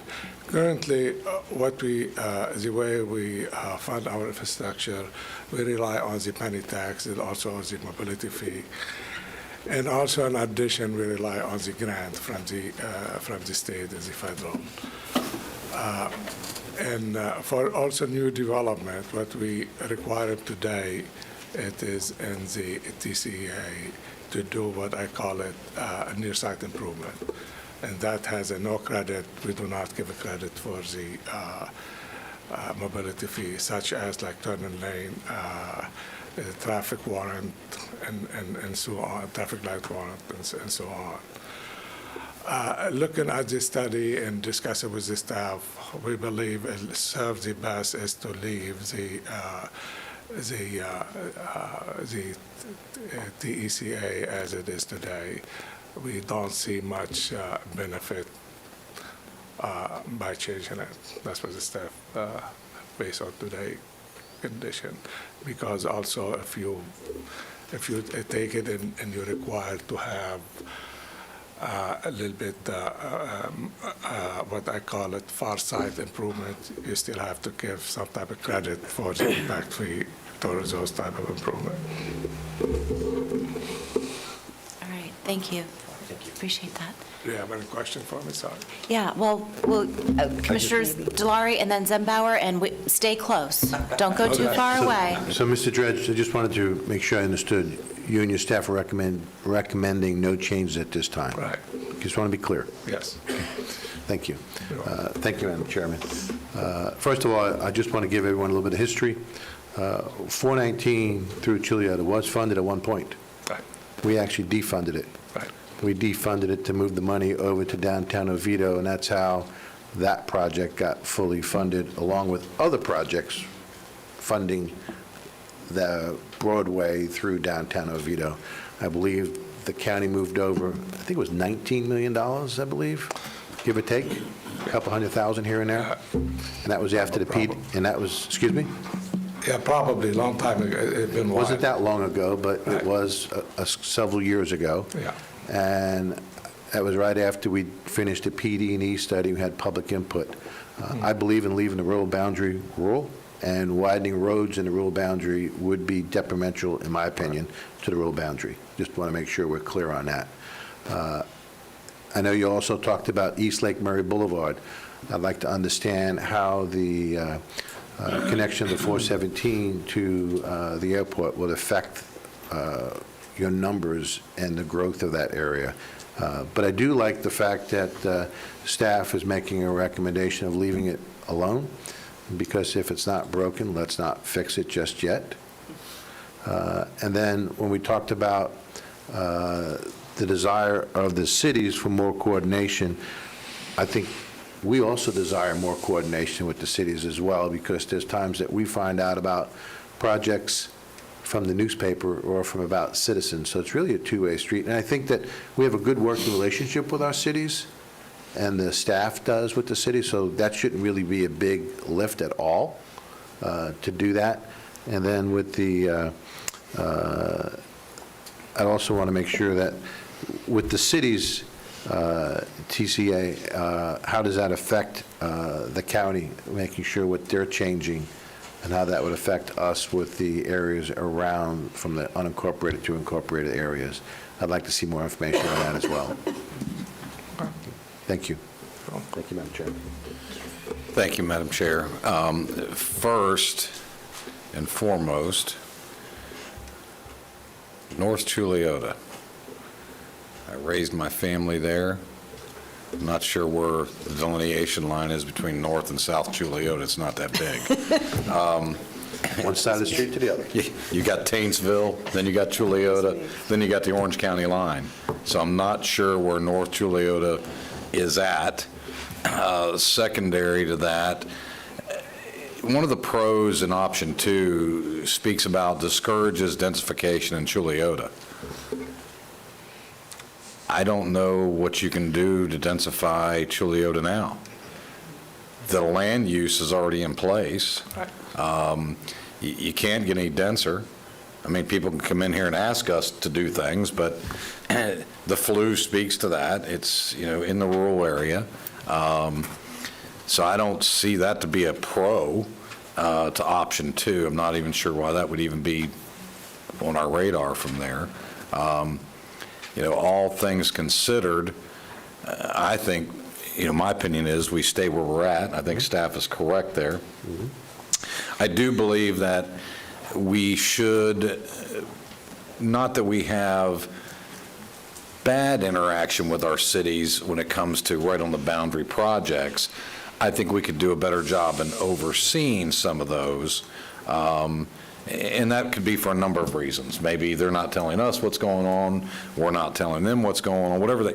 Better communication, coordination on cross boundaries, I think benefits everyone. And I think some cities are perhaps better at it than others, but maybe through mayors and managers there could be a discussion of how we better do that. And so outside of that, I have no interest in changing TCA at all. Thank you. Commissioner Herr? I'd just like you to weigh in a little bit further with regard to East Lake Mary Boulevard, and I think Commissioner Delary alluded to it. The pro on that, and Commissioner Zimbauer, I would love your opinion on this as well, because I think we share this district separated by the yellow line in the middle of Lake Mary Boulevard. The pro is pretty significant from my perspective to help fund new roadway connections, and I think Commissioner Delary was alluding to that as well, that I wouldn't want to throw the baby out with the bathwater if that is a significant lift in terms of connections to and from the possible extension of CFX. And then the second one is significant as well. The cons, I don't know that those are cons. Not necessarily an area where multimodal is a big push. There's land mass. You're probably not walking from one end of Lake Mary Boulevard to the other. You'd be wise not to ride a bike either. And I don't know that we could fix that. So I just need more extensive conversation around this area and its impact to the study and the potential that we may be walking away from with just saying, don't change it. Okay, I'll give a shot for your question. When we have development okay, in the development, what we do, every development, we'll ask him to do traffic impact. And that, even we do not require him to currently to make improvement. But we take that data and we put it in our data to see to monitor our transportation network. And if you take it out and you try to no TCA and you try to require the development, first, the development has to have some type of impact. And also, if that roadway, it is already constrained, you cannot ask the developer to really fix it. Second, and also if it is what I call it is far side improvement, because we have mechanism of funding those improvement, we call it, you have to give them some type of credit towards that impact fee. Secondly, if the improvement, whatever the improvement, you can charge their impact. If their impact is 1% or 2% of the improvement, that's all what we can charge them. We cannot charge them for this. And the type of roads that they're talking about, I don't think they're talking about in a specific road. They're talking about it is the road which is the connect to it. And we do evaluate those roads, and we make those improvements when it's warranted. We put it as a part of whether it is our program, whether it's we included our transportation master plan. We have it 2040, and now we're updating it to go to 2045. Also, we do those improvements we do time and delay study for area where we feel we need to look into it. That's what we don't see, staff don't see it as really much benefit by the time, and you complicate it more by the time you give the credit and so on. And so is that, John, is that answer applicable to signalization as well? Mm-hmm. So let me give an example and then walk me through which solution is the best solution. For the life of me, I cannot fathom how we are now just putting a signal up on Celery and 415. You know exactly where I'm going. I know exactly where you're going. We have had deaths, we have had near deaths, we have had traffic accidents, and I realize that the development is additive from one to the next, to the next, to the next, that then all of a sudden, now we're in trouble. How do we avoid that? The same thing is happening on Lake Mary Boulevard. It is a traffic light. Has to be warranted, and the warranted they have more than one step. You go through this warranty study, and when it is warranted, we go ahead and schedule it to do it. If there is, but it's 2 years to get it done. Well, that is a DOT roadway, and just to let you know, is DOT paying for that, and DOT roadway, DOT schedules that paid for the design. We're taking the lead on it, but DOT paying for it because it's DOT road as well. And it has been 2 years under normal condition, mass arm traffic light. If we're lucky, it'll take 6 months if it is really everything is the supply and. Today, is it taking some of those mass up to deliver it? It's taken over a year with the supply. Not us only, it is throughout. But we've been coordinating with DOT for a long time. With DOT gave us the funding, and So take DOT out of it, signalization on Lake Mary Boulevard, keep it the same or move with this? Which is the better solution? That's the question. keep it the same. And we won't have holdups, and we will not have It We is won't wait whether until we do somebody's it and whether killed. we ask the developer to do it, they're going to have the same lead and probably worse than us because we deal with those manufacturers a long time. Chairperson, can I make a clarification on a previous Absolutely. comment? Thank you. Just wanted to clarify on the Chuliota example, that Chuliota is not, this part of Chuliota is not currently within the rural boundary. So the point is well taken that future land use does limit what is possible there. But we wanted to explore this as an option to help you give another tool in your toolbox to discourage the densification there since it is not currently in the rural boundary. So specifically, what area, since your map doesn't delineate really, help me understand where that's at. We can send a better North of graphic. Snow Hill Road? Yeah, that shows, we can send a better graphic that shows rural boundary unless Rebecca knows offhand. Yeah, because I'd We sure can like follow to know up where with that you. is. Matter of fact, I think you've got a person sitting in the audience, matter of fact, a couple of them, that probably would know that better than the back of their hands, of what property is available, number one, and what the density future land use really is, Right. if you want to call that North Chuliota. But The northern part of Chuliota. So we'll Thank get you. that follow-up for sure. It was Commissioner Constantine and then Commissioner Zembauer. Thank you, and this might be a question to the consultant, since you've been looking at this. There is a bill right now, I think it's 235, Senate Bill 235, or House Bill 235 on impact fees, mobility fees. What does that do to what you're telling us today? I'm not familiar with the language in that bill, Ryan. I'm not sure, but we can look into it and follow back up with you. I mean, it's not good. So, unfortunately, I mean, it's not good, okay? And speaking of that, I just want to say, I believe that it is Senate Broder's bill, so, you know, it might impact something that we're talking about, that's all. Thank you for that. Commissioner Zembauer. thank you, Madam Chair. To get back to Commissioner Herr's comments, and we do have to split that district right down the middle of Lake Mary Boulevard. We cannot forget that, you know, we are under a joint planning agreement with the city of Sanford through this corridor, and I have heard nothing of what considerations have been given to that, and we need to make sure any moves we make need to be opened up for that discussion under the JPA and how that may impact them, number one.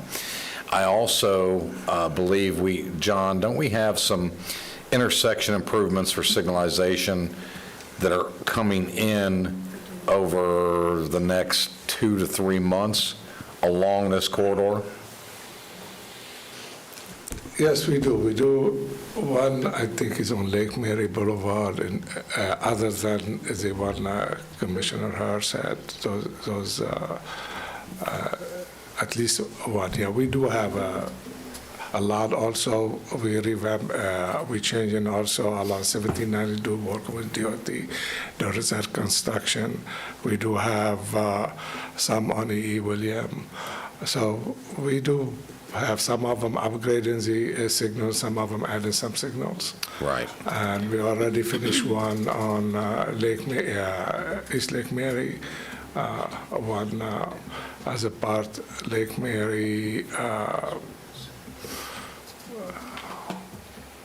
I'm trying to remember the name of that. But I'm talking about just along that corridor. Yes, we do From the have- county line all the way over to the airport. I think Yes. in totality, there's going to be 3.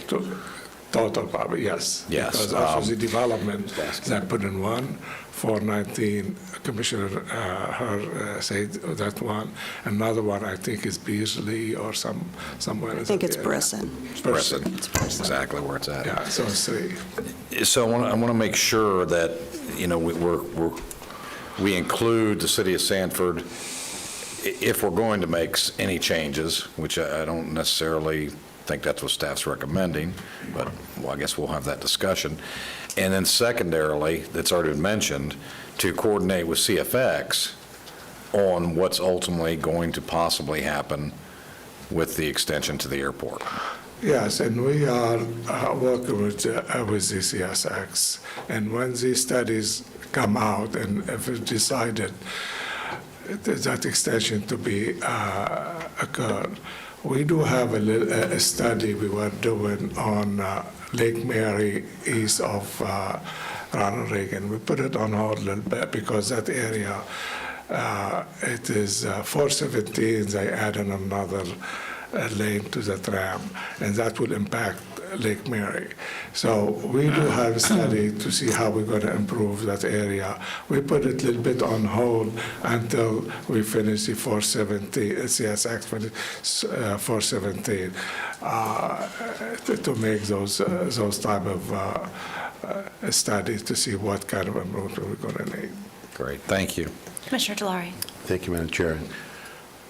I appreciate all the comments and questions and research when it comes to vehicular. But I will tell you that if you're walking in this county or riding a bicycle in this county, you're taking your life in your hands. I would love to hear from the experts on how to solve that. Who are you directing that? It can either be the staff question or the to? consultants. Okay. We've got a lot of experts in the room. I Because just can wasn't tell sure you, which one we were I've had a asking. couple of near misses, even though I stopped for the stop sign, and I pushed the button. You know, I see the little green man. People don't. And I've had to stop in the middle of a crosswalk to let a car go by, even though I've gotten the little green man talking to me, not waving me on. So I'd like to know how to address that in these conversations as well, because it's not just me, it's also all citizens, including the younger and the elderly. Sure. Well, as you know, I could probably give a whole work session on that topic. To turn it back to the TCA, keeping your exception area is going to give you the best chance of being able to fund those options, allowing you to use your mobility fee for those walk and bike improvements. If you do switch to a concurrency model in these more urban areas where we have a lot of walk and bike, you're going to get more vehicular improvements and less walk and bike improvements. So with that, I think the staff's recommendation is spot on to keep the TCA in place where you have development, and that's going to give you your best options to be able to fund some of those walk and bike improvements. Thank you. I think one of the things that we were talking about in terms of coordination, although it's around school capacity, we do have an interlocal agreement with all of the cities and the school board that requires communication related to where developments are anticipated. So that conversation right now is taking place at some level among our staff, whether or not it's reaching transportation engineering folks. Maybe that's just another person that in the meantime, another layer we can involve in those discussions, because certainly those scald letters are the indication that something is afoot. And we have that, I think, that piece down pretty well. So not the intended use, but could be used. Also, to add to Jennifer's comment, our 2045 transportation master upgrade, it is concentrated more on the multimodal and safety improvement. That it is different than the previous, and hopefully that will improve or address some of Commissioner Delory's question. Well, Commissioner Delory wants one more crack at it. One more so crack at here this, we John. go. So I do know at Metroplan Orlando, they've actually broken up for the number one priority, safety, both from pedestrian and vehicular. And if we're going to be competing for dollars, we need to be looking at safety, not just for vehicular, but for pedestrian. Right. And that's I what, just want to be clear, because that is the number one priority. yeah. And that's what we concentration is that master plan. Also not just only on wider capacity, and it is a multimodal and also safety. That's correct. Anything else on this topic? So the county manager, I think, is probably looking for some direction and consensus from the board on this topic. Yes, staff's recommendation to give us some consensus or Yeah. a vote on that as well. Yep. I'll take staff's recommendation. All right. I will agree. If you want a motion? Okay. That's Commissioner Zembauer. I think I heard him leaning that direction. Commissioner Constantine? For the record, there's a head nod, yes? Yes. But those M&Ms are really good, so I understand the reason for not wanting to. So I think if you want to make a motion, that's certainly fine, but I think you Madam Chairman, I'd like to make a motion to accept staff's recommendation as presented here today. Second. There's a motion by Commissioner Delary, seconded by Commissioner Herr. Any other discussion? All those in favor say aye. Aye. Any opposed? Motion passes 4-0. Let the record reflect that Commissioner Zembauer was out of the room. Thank you. And Madam Chairman, and just as a comment to that, when I mentioned about House Bill 235 and Senate Bill 350, and how it has a local flavor and what it would do to us, remember the discussion we all had about the mobility fee in the rural area, and how, if you were going to build, you wanted to have more expensive because you were going to, charge, there was going to be homes in there. And I believe that that's what this is, to the detriment, that's what this is addressing. So I wanted to make sure that we are staying on top of that, and because it could affect what we go in the future. All right. Thank you. Anything else? All right. Thank you. Great, thanks. As we move on to the consent agenda, I don't know, Shani, if we have any members of the public who had asked to make comment. I do not have any speakerphone stand. Okay. If you are here and would like to speak on the consent agenda, the yellow item is to speak. The green that are out in the lobby are to submit comments for the record. I will go ahead and give you an opportunity to run out there and grab a form in case you're wanting one. Pursuant to Florida law, the public has a right to be heard on all propositions, except when the Board of County Commissioners is acting on ministerial or emergency matters or conducting a meeting exempt from Section 286.011 Florida statutes. Public comment time on propositions shall be 3 minutes for individuals and 6 minutes for group representatives. The right to be heard during quasi-judicial hearings is governed by Florida law. The public will be provided the opportunity to be heard on non-agenda matters at the end of the meeting. Proper decorum will be observed. In accordance with the operating policies and procedures of the Seminole County Board of County Commissioners, Section 2.175, Public Participation Before the Board, comments shall be limited to the subject being considered by the board. All public comments shall avoid personal attacks, abusive language, and redundancy. Disrespectful, rude, irrelevant, or slanderous remarks or disruptive behavior may subject the individual to removal from the board chambers. The chairman may curtail repetitious comments. And, okay, going once, going twice. No comments from the public at this time. All right, we're going to close public comment. We have an item of housekeeping to take care of from the last meeting that was related to the adoption of the consent agenda. So do we? Thank you, Madam Chair. I'd like to request a reconsideration of vote for the meeting on 3/28/23 on the consent items 10 through 32, excluding items 13, 25, and 28 to correct an error in my motion. Second. There's a motion by Commissioner Zembauer, seconded by Commissioner Herr. Any discussion? All those in favor say aye. Aye. Any opposed? Motion passes unanimously. Thank you very much. Thank you. So we'll take up this consent agenda, items 3 through 11. County Manager, do you have any items that you would like to pull, or? No changes, Madam Chairman. Okay. Commissioners, any items? Commissioner Herr? No items to pull. Okay. Anyone? Commissioner Zembauer? Nope, no one's pulling anything. Move to approve items 3 through 11 on the consent agenda as presented. There's a motion by Commissioner Zembauer, second by Commissioner Constantine. Any discussion? All those in favor say aye. Aye. Aye. Any opposed? Motion passes unanimously. All right. Item number 12 is the Constitutional Officers Consent Agenda. Move to approve 12, please. Second. Motion by Delary, second by Zembauer. All those in favor say aye. Aye. Any opposed? Motion passes unanimously. All right. Item 13, County Manager and staff briefings. Correct. Madam Chairman, I have a couple items on our briefing. The first one is Wheelie Acres. I'll have our Rebecca Hammock from Development Services, our Development Services Director, present this item. This, if you remember, was an item that Commissioner Delary brought up on a future, to have as a future agenda item, and so Ms. Hammock is here to address and discuss and get board's direction on how we move forward.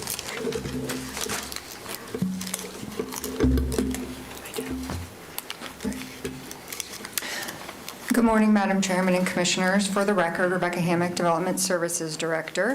As the county manager indicated, this staff briefing is a follow-up of Commissioner Delari's future agenda item related to a request for administrative future land use map amendments and rezonings for the area around the Wheelie Acres subdivision.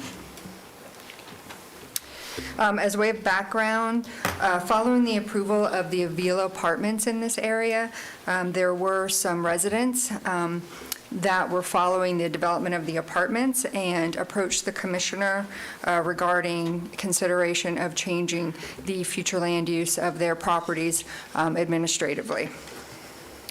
The area in question is in unincorporated Oviedo, south of the 417, north of State Road 426, along Morning Dew Loop and Wrights Road. The area is accessed from 426 via Wrights Road through the Aloma Business Center.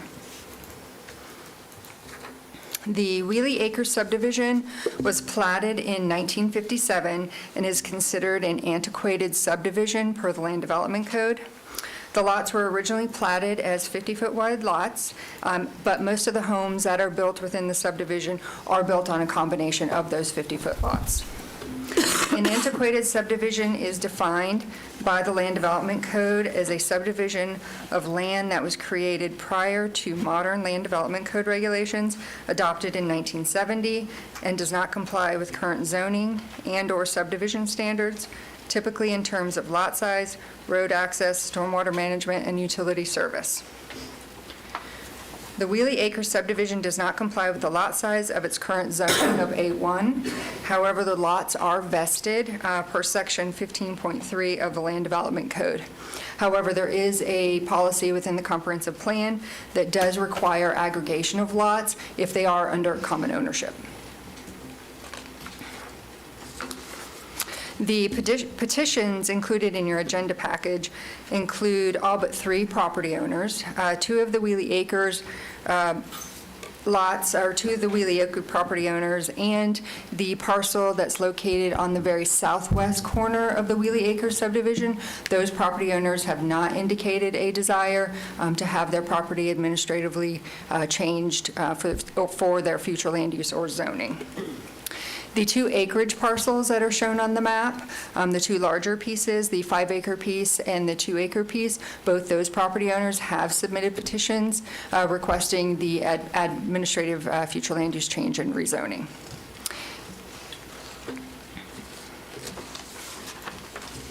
A majority of the parcels and lots do have single-family homes built on them. There are a few vacant lots within the Wheelie Acres subdivision. The 2 acreage pieces both have single-family homes built on them. The Aloma Business Center is to the south of this area, as you can see on the aerial. The existing future land use of the Wheelie Acres subdivision and the Alcock property, which is the parcel that's directly adjacent to the subdivision, is on the very southwest corner. It's not technically a part of the Wheelie Acres plat, but it is included within the area that you see as commercial future land use and A1 zoning. The acreage parcels have a future land use of office and have A1 zoning. The request from the community is to administratively amend the future land use and zoning of the subject properties from commercial to low-density residential and from office to low-density residential, and then A1 to a single-family residential zoning classification. Staff's recommendation, if the board does wish to move forward with the administrative future land use change and zoning change, would be to administratively amend just the Wheelie Acres subdivision along with the Alcott lot to low-density residential and rezone to R1A, single-family residential. Staff does not recommend administratively amending the future land use of the 2 acreage parcels. Those are both A1, currently meet the A1 zoning, and so there really is no need to change the future land use or zoning of those properties. Staff would recommend, if the board does give direction to move forward with the administrative changes, that we hold a community meeting before processing those changes so that we can reach out to the property owners that have not responded to the original petition that was put out by the property owners. And with that, that concludes the presentation. I'd be happy to answer any questions. Madam Chairman? Commissioner Delory. Thank you, Madam Chairman. Rebecca, just to be clear, can you zoom in on one of those? I guess the one with got the color. We may be able to, it is PowerPoint, but we should be able to zoom in, yes. So what you're suggesting is the one that's in red and not the two that are the large acreage? Correct. So just the area that's shown there with the future land use of commercial. And that's what you're recommending? Yes. Okay. And just to be clear, it's not necessary to change the future land use or the zoning of these properties in order for the property owners to utilize them for single-family residential, since they are vested. Our code does require the aggregation, like if there are lots within common ownership. Like there are a couple of lots on the northeast side that are owned by the same gentleman, and those would require aggregation in order to build a single-family home.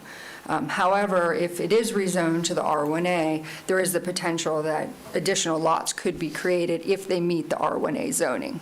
There are two existing lots within the existing subdivision that wouldn't meet the lot width requirement of R1A, but they don't meet the lot width requirement of A1 either.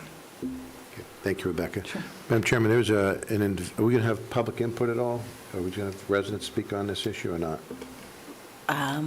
We can, I imagine, sure. The reason I'm asking, because there is an individual that brought this forward to me, Tamara, and I'd like to hear from her.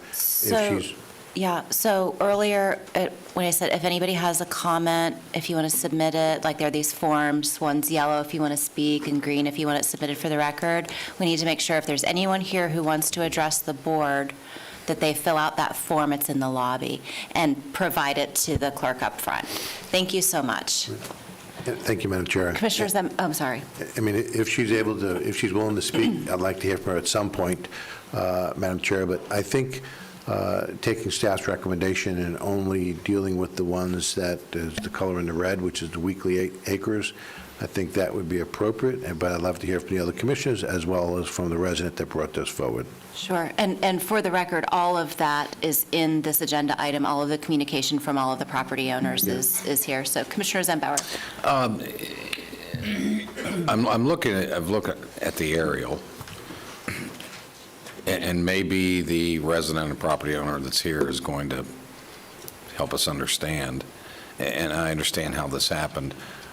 What is the purpose of this request? What is the motivation of the request, I guess, really, is the real question. And maybe the landowner or property owner can answer that.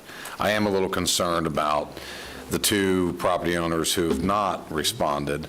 If we are going to consider this as an overall for the entire original platted portion of Wheatley, that two owners may or may not be in favor of this. And I just want to clarify on what Ms. Hammock said. You've not heard from them, or you have heard from them and they're not in favor?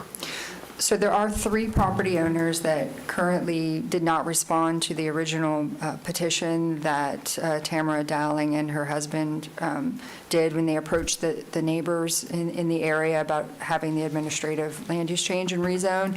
As far as I know, those property owners just did not respond. Okay. They just weren't able to make contact with them. Right. So that's one of the reasons we are recommending that before we actually proceed, that we do have a community meeting and give anyone who hadn't been contacted the opportunity to come discuss the matter. And of course, we are required to notify them individually if we do move forward with it. Yeah, this is a far different issue than a single parcel owned by a single owner. Multiple owners, I think, I would like to hear eventually from our legal counsel how that may or may not impact, each one of these parcel owners' property rights, if we're just going to do an umbrella change for everybody's property in this Wheatley subdivision. So I'd like to understand that. But I think the resident that's here may be able to cast some light on some of those answers. Well, while they're deciding if they want to address the board, are there any other questions for staff? The only other question I have for staff is, Rebecca, we could exclude those individuals that don't want to be administratively rezoned, correct? You could, but it would create, and because they're platted, I'm not sure, because then you would have a mix of commercial and Okay. low Well, I'm asking density the question. residential, so I wouldn't recommend it. Okay. While technically they're, in order for these property owners to enjoy their property as single-family residential, they are vested according to our land development code and comprehensive plan. However, the property owners wanted a level of comfort that they are in fact residential, and that, if one of the property owners, potentially, I think if this were to ever develop in the future, the whole subdivision would likely have to be sold in order for it to ever be viable for a commercial development. But this is a very unique situation. You drive through the Aloma Business Center in order to get to this subdivision. Any other questions for staff? Not at this time. Okay, we have one card. Ms. Beach, who do we have that would like to speak? Ms. Dowling is here to speak. Okay, Ms. Dowling, if you would, I don't know if you were here when I gave instructions on public comment, but you please state your name and address for the record, and you have 3 minutes. Okay, thank you. Hi, I'm Tamara Dowling. My address is 5130 Morning Dew Loop, and I'm representing the Wheelie Acres community. Sorry I hadn't actually prepared anything because Rebecca had done such a great job putting together what we had submitted. Essentially, as she had mentioned, with the Avila community next door to us, we really learned a lot about zoning and future land use zoning and how that affects really our rights as a community and what is allowed to be developed and the regulations on what how far things have to be and whatnot when you're residential versus commercial. And so we really were a residential community. We're an antiquated plat. There's not even one house that's been built there that fits the A1 zoning that it currently is. And from a commercial standpoint, you couldn't really even put anything commercial in something that small. And since the zoning's been changed all around us as well, it's no longer commercial in those 2 other red areas that she had up there. Those were both changed to PD. It just made sense for us to be able to have our community be residential, since we're a residential community, which fits what we are. And the community just wanted to feel more secure in what our future land use zoning is in the event that other things around us continue to be developed. And then I think I might just speak to the 2, yeah, I got another minute. The people who had not responded, it's because they don't live there. So one of the guys is at the very end, and it's just land. There's no house on that property. So, and I think he's in New York or someplace like that, and so we were unable to get in touch with him. One of the other properties is rented out, so we did try to get some information to get a response from them, but since they also don't live there, we were not able to get a response. In the third one, we weren't able to get into the property to try to talk to them. They have a fence up, and so we weren't able to access to try to get in touch with them, but we did leave them some letters in their mailbox. Any other questions for Ms. Dowling? No? All Anybody else? right. Thank you so much. Thank you guys so much for your consideration. So just for clarification, has the county reached out to these property owners, or it has been fellow neighbors that have reached out? The county has not reached out. It's Okay. been the fellow neighbors that have done that. And Okay. that's why Ms. Hammack is recommending that if we do want to move forward, that we should take the lead and hold a community meeting Okay. before we move forward. Okay. Commissioner Sembauer? I think maybe Ms. Hammack, I just want to verify it with staff. I think I understand the motive now. They want to preserve further their ability to understand what they're currently zoned and what currently can be future built upon their properties, but they're already vested. Correct. We can't take that away at this point. That's correct. And in order for anything significant, and I understand the motivation why they're here, I mean, right next to it, you got HIP TR. Basically, right catty corner to it. And you have commercial in that area. It's right on the 417. So at the end of the day, I don't know, unless they all agreed to sell collectively, how anything really could occur there. And I think the obvious question from the layperson would be, so I'll just go ahead and ask it, if one property owner sold and demolished their home, what would they be allowed to do? Well, because the plat is vested and they have a commercial future land use A1 zoning, they would be required to rezone the property, and it would be incompatible based on the other single-family homes that are adjacent to it. So really, it would take the entire plat to sell to a commercial builder and then rezone the entire plat. That's where I'm trying to get, and from what I'm understanding, we're here being asked to do something to allow administrative changes that, in the grand scheme of things, you better odds are winning the lottery that all the property owners would combine to be able to make a change. Correct. I think for them, it was just giving them that level of comfort that it will remain a residential community, and to have the future land use and zoning that aligns with how it is actually built. And this occurred pretty much because at some juncture, whoever developed this parcel decided to put residential instead of what they could have done. Correct. Well, the subdivision plat was done in 1957, so it was before the county adopted its comprehensive plan. Right. And so so the residential plat was existing, and then when the county created its future land use map, given the location and the roadway network there, commercial was deemed appropriate.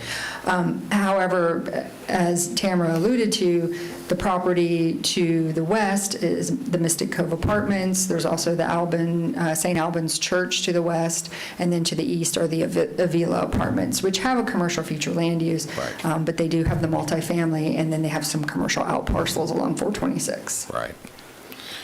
Okay, thank you. Any other questions for staff? Madam Chairman, I think it'd be appropriate to have a community meeting, hear what the community wants, and then bring it back to the board. I do realize that if there are individuals that are not responsive, that's a totally different issue, but I think that it would be at least being respectful to the community to allow a community meeting to hear what they all have to say. Commissioner Herr. I agree with that, and we need to reach out with certified return receipt letters to the property owners that are in New York, because I don't think they're coming to a community meeting, and we still need to address the absentee owner. I agree with you. Because there's a potential issue with future land use that impacts them.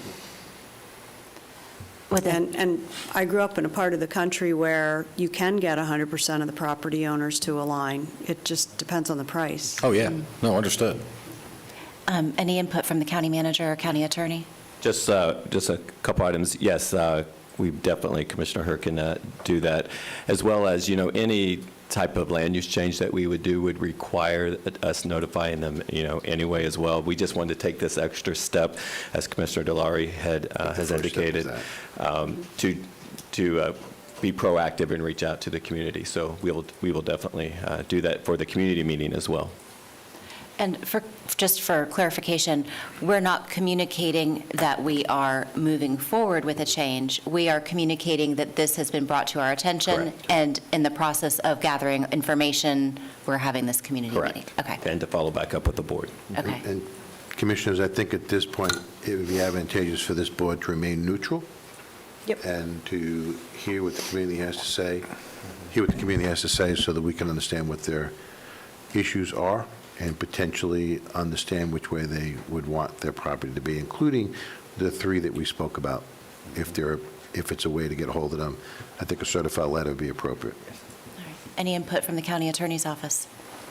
Not at this time, you have it covered. All right. Okay, thank you very much. I think you've got some direction from the Yes. board on that item. Item number 14. Yes, Madam Chairman, Commissioners, this was an item that was pulled from the last agenda under the consent as a bid award for construction for Fire Station 39. There was some additional information that we needed to obtain before we actually moved forward with this item, and so I had staff research, and they are here. We'll kick it off with Chief Kinley to talk about the siting and regarding the Fire Station 39, and then I'll have Ms. Reed from Procurement come up and talk about the process we went through. And then we have a recommendation at the end of this item on how to move forward. So with that, I'll turn it over to Chief Kinley. Good morning. For the record, Matt Kinley, Fire Chief. The County Manager went through the purpose of this slide. Could we go to the next slide?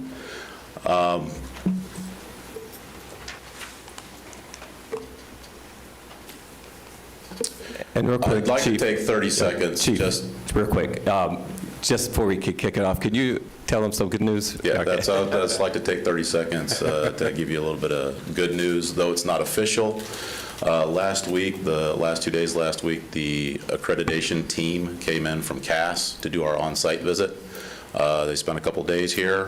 They promised me before they left that they would, though it wasn't official, they would let me know whether we were going to receive our reaccreditation. And they did just that. They prefaced it with A+ organization on the cutting edge.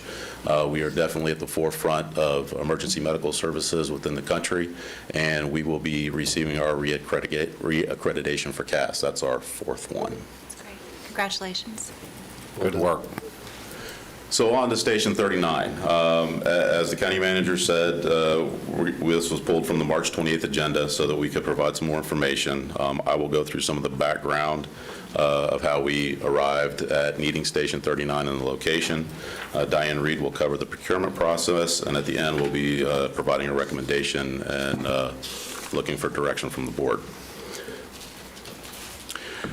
So this station was being talked about before I ever was even hired in 2001, but the discussions really got heavier in around 2012 as those call loads in this area began to increase. We wanted to identify some property. We looked at road network, call data, travel times, and the property availability in the area, which brought us to the piece of property that we did end up purchasing at First and Orange by the water treatment plant. We purchased that in 2019. We began the design of the station in January of 2021. So if you see here on the slide, that area that's outlined in the red and the yellow, that is what it would be considered Station 39's first due. The little purple dot, number 4, is the area in which we bought the piece of property. The greens, you can see in the legend down there that the impacted areas which are receiving greater than a 2-minute savings and response times are right there around the station. Goes out into the lighter green, which is progressively smaller impacts with a minute 11 to 2:20 in what we would call savings. All the different hash lines are showing the volume of calls that we get in that area. And you see that those colors extend out outside, really, of the Station 39 response zone. It's not just about the station that's going into place and that immediate impact to that area. I can tell you in that area, just if you're going down Markham to the first major subdivision, the current stations, it takes 6 to 7 minutes for them just to get there. That's travel time. From Station 39, it'll be a minute. But it's not just about that impact in that area. As these call loads increase, you get that secondary impact, not only to this area, but outside the area. With Station 34, Station 36 are out on calls. It's further and further, stations that are further and further away that are going to be responding into those areas. And as you can see, and this is looking at Station 34 and 36, and 34 is there at Wayside, and 46, Station 36 is Lake Mary Boulevard and Markham Woods Road. those would be the stations that serve this area. 34 would be the first due, and then 36 very quickly after that. As you can see, their call loads have just continued to increase. We had a little pause in leveling out during the front end of COVID, which lots of departments experienced. People just weren't calling 911, but it's continuing to increase, which is creating longer and longer response times in that area. So Station 39 is definitely needed. There's been, for Station 34, a 41% increase in call load since 2014, and 36, a 56% call load increase. So that's the background on how we arrived at needing the station and the location that we selected, and Diane will go through the purchasing process.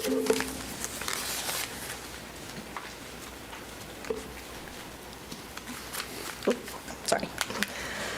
Good morning, Diane Reed, Purchasing and Contracts Division Manager. These are the 3 construction methods that we use here at Seminole County. Through discussions with Public Works and the Fire Department, it was determined that we would use design bid build for the construction of Station 39. Design bid build is a conventional method, and it's the one that we traditionally use for construction, including fire stations. For this process, we first obtain a consultant for A&E services, and we must follow the Florida Statute 287.055, the Consultants Competitive Negotiation Act, for the process. After design is completed, we issue a solicitation for hard bids based on the specifications and drawings prepared by the A&E firm. An award is to the lowest responsible bidder. For the solicitation for the A&E services, we received 13 proposals. The evaluation committee consisted of 2 representatives from the fire department, 2 representatives from Public Works, and the deputy county manager. They evaluated the proposals and saw presentations from the top 4 firms. We awarded an agreement to Schinkel and Schultz and issued a work order for the design. The fire department was heavily involved throughout the whole design process. The first time we bid the construction project, we extended the due date 3 times, and we still only received 1 bid. After we canceled the project, we contacted the contractors on the plan holders list and asked why they didn't bid. The main reason was that with the current market conditions, they couldn't hold their prices for the 90 days, which is a requirement in our solicitation documents, and that the engineer's estimate was too low. We re-advertised the solicitation and reduced the number of days that the contractors had to hold their pricing to 60, excuse me, and the engineer raised their estimate to $8 million. And we received 7 bids. Once bids are received, purchasing and contracts make sure all the required documents are included with the bid, and we verify that the general contractor's license is current, and we check references. For this project, we requested a schedule of values from the low bidder on December 14th, and that was provided to us on December 16th. The review committee was made up of Public Works staff, including the construction manager and the assistant county engineer. Since we haven't worked with a low bidder before, which is CIC Construction, we scheduled a pre-award meeting to go over working with the county and for the review committee to get further clarification on CIC's experience and to answer any questions CIC had.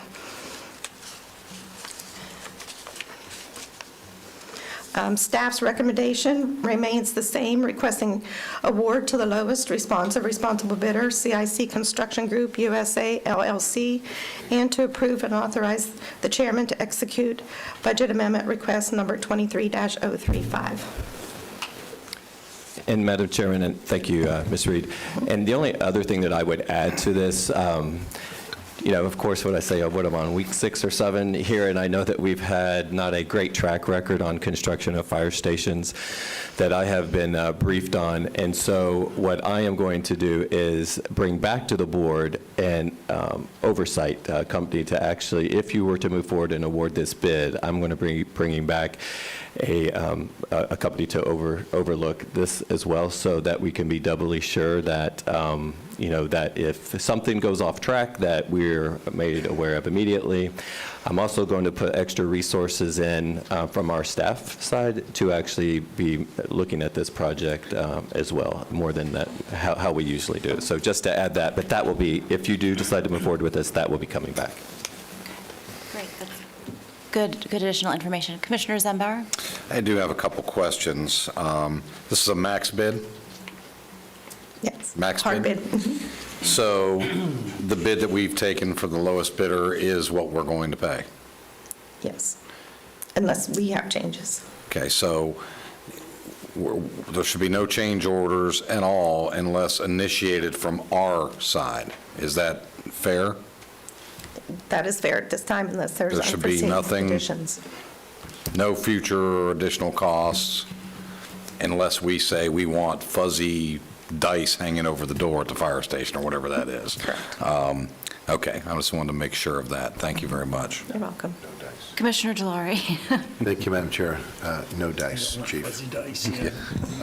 Question for the county manager, if I may. Yeah. And when you talked about construction overview, are you talking, can you elaborate that? I know you don't have a firm, you can't decide who the firm is yet because you got to put it out, but can you describe to me what construction oversight is? Yeah, and actually, I can actually have Ms. Reed talk about the process, how we would do that, but it would actually be hiring a company that has construction experience that would be overseeing the project as well. Okay, you're talking about means and methods, not just contractually, correct? Correct. Okay. Right. Okay, great. Madam Chairman, I'd like to make a motion, if I may. Well, Okay, I'm sorry. Commissioner Herr? I mean, we could always do a motion in a second and then have discussion if we want, but go ahead. we could do that. So there's just a few things here. So what's the anticipated cost of the oversight? And that, we would have to go out for that. We do not Do have you that a at this ballpark? point. No ballpark. Your experience, Ms. Reed, our chief, I am. or John I Dredge? defer to John because it's under his budget. Yeah.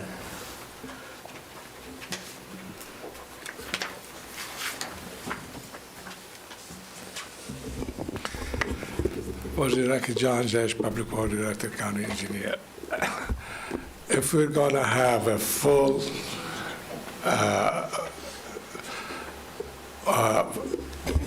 schedule somebody on site at all time, it could cost probably, I'm estimating, probably $600,000 to $700,000 would be.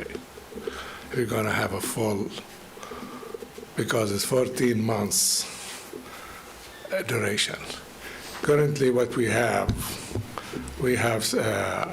Schultz, they do all the administration, the cost of the, they do the administration, including what I call it, the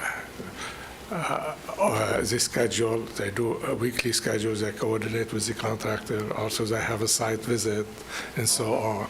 And that contract is today in their bid included about close to 800 hours, which is, but is not full-time on-site, on as-needed basis. And also, in that budget, we do have 10% contingency.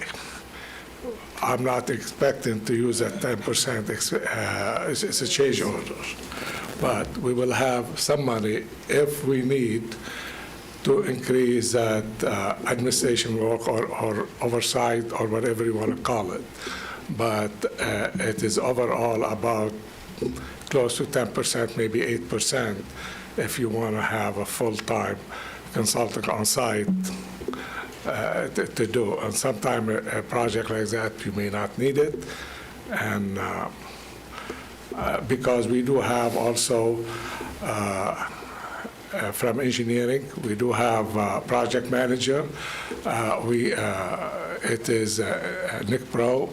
He oversees the contract, but also we hire another project manager to help him.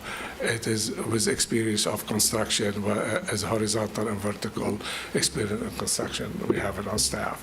That's what we have currently, and that's what, if I can answer any question. So I'm not going to muddy the waters on this potential motion for that discussion, but I do think that might warrant separate briefings to talk about what the scope of that work is. Do we really want to add, call it 10% to the already exorbitant price of this for oversight based on the fact that we've never done business with this firm? So, separate question. I do want to just clarify Commissioner Zimbauer's statement that no way will we ever go over. That seems rather ominous to me, and I believe that you threw in there, and I know John's chomping at the bit to answer this, I can tell, John, but there may be conditions that we can't see, something below the ground, et cetera. That is a lump sum contract. Okay, lump sum contract, and we always put contingency. The contingency for two things, something unforeseen, okay, or something we request. As the only, otherwise it is lump sum contract as per the design and approve. And we had fire department involved from all the way from A to Z with that, and also we, the consultant also coordinated with the building department, so when the contractor submit the building permit, they don't have to go to any of the changes. That's what we have today. And then I do have one final question for the chief. So this is just to get this on the record, but there have been some community feedback as recently as this morning that the traffic in that area is not conducive to putting a fire station, so let's address that. And that it would be harmful to the surrounding neighborhood, so let's address that. I think it would reduce their insurance premium, so let me just get that on the record. Yeah, it would definitely, it's good. The emergency services and how quickly it can be delivered to that area is going to decrease exponentially as far as response times. As far as traffic in the area, I would only be talking just from my experience as a firefighter at Station 34, which is where I started. That road has traffic. I mean, on Orange Boulevard, it's just ever increasing, along with the expressway coming through there and where it's dumping off and coming on. Mm-hmm. All of that is increasing. What was the second part of that? The neighborhood, the surrounding neighborhoods. The surrounding neighborhoods, they need that response from the fire department into that area. It's been known for longer than I've been on the department that there was a need for a fire station in that area, and it's just got to the point where it has to happen. When there's an accident on that curve or a child Understood. in a pool, they will be very happy that this fire station is there. Chairman, that since this is a District 5 fire station, and I'm glad to have it in the area, I would like to make a motion that we award the bid of construction of Fire Station 39 to CIC Construction Group USA, LLC, in the amount of $8.383 million, and authorize the Purchasing and Contracts Division to execute the agreement. Approve and authorize the chairman to execute a resolution implementing the budget amendment request as well, number 23-035, in the Fire Protection and Fire Impact Fee Fund to transfer $3.985.095 from reserves to accommodate. There's a motion from Commissioner Herr, Second, second from Commissioner Zimbauer. Any further discussion? yes. Okay, Commissioner okay. Since he's made the second, let him go first.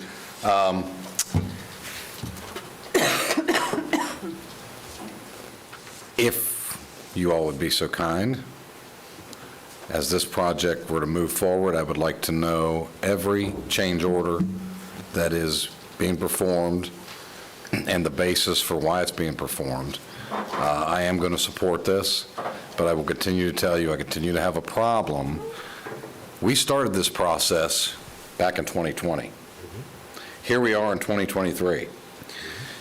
We put it out on the street to bid and didn't get the bids back that we thought we would get, so we reached out to find out, and we were told our maximum price limit was too low.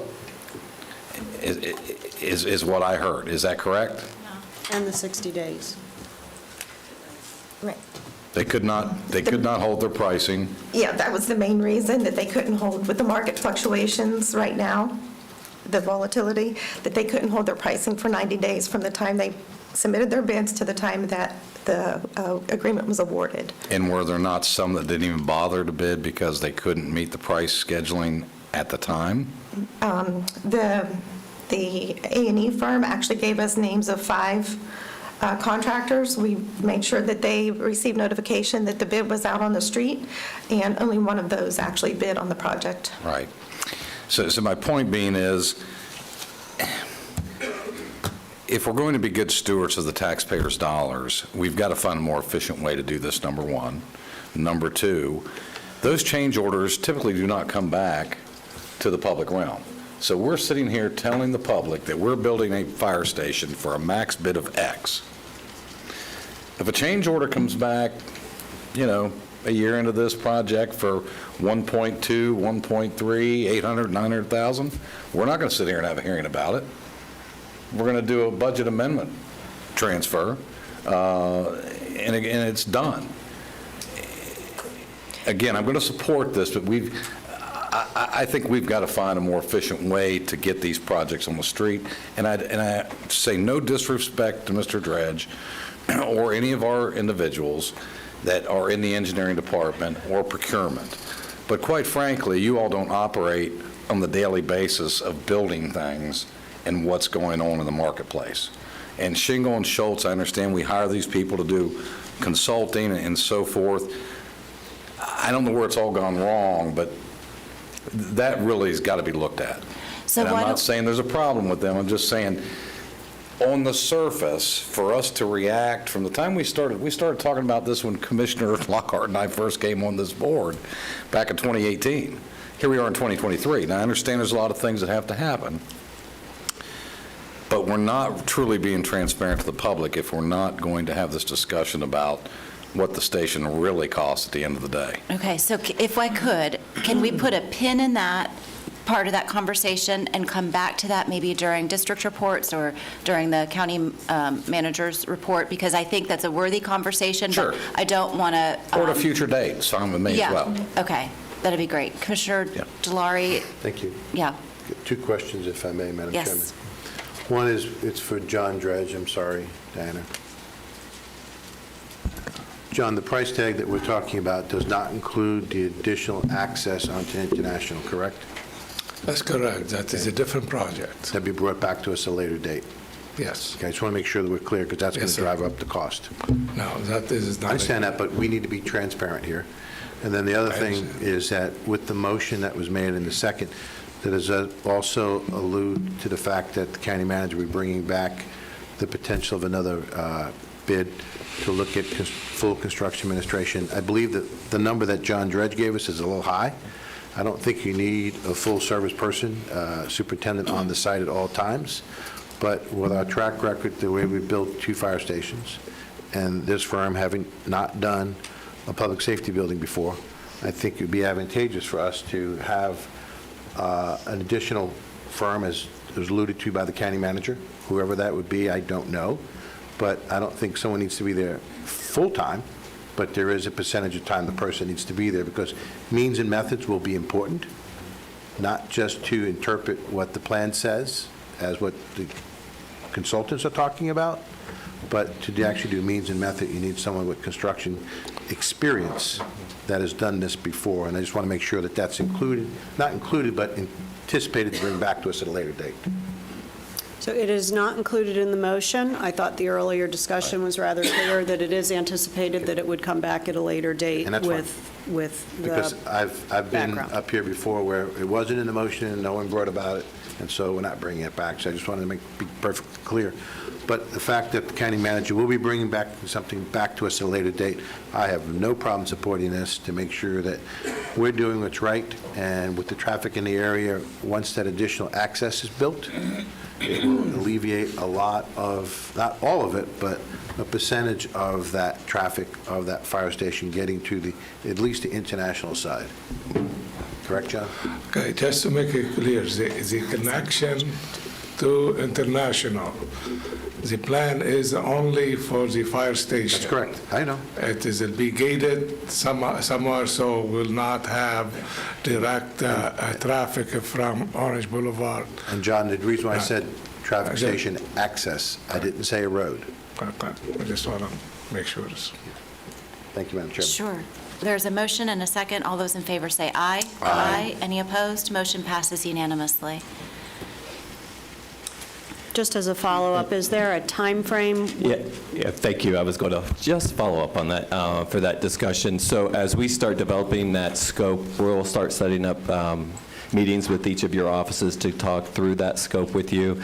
And I anticipate, I have to get with Ms. Reed because I'm afraid if I misspeak, they'll probably hammer me. So I will get with you. But that will be relatively soon, that will be back in front of you for discussion and for a vote, because I want to ensure that they are, whoever is chosen, that they are picked and approved prior to any construction.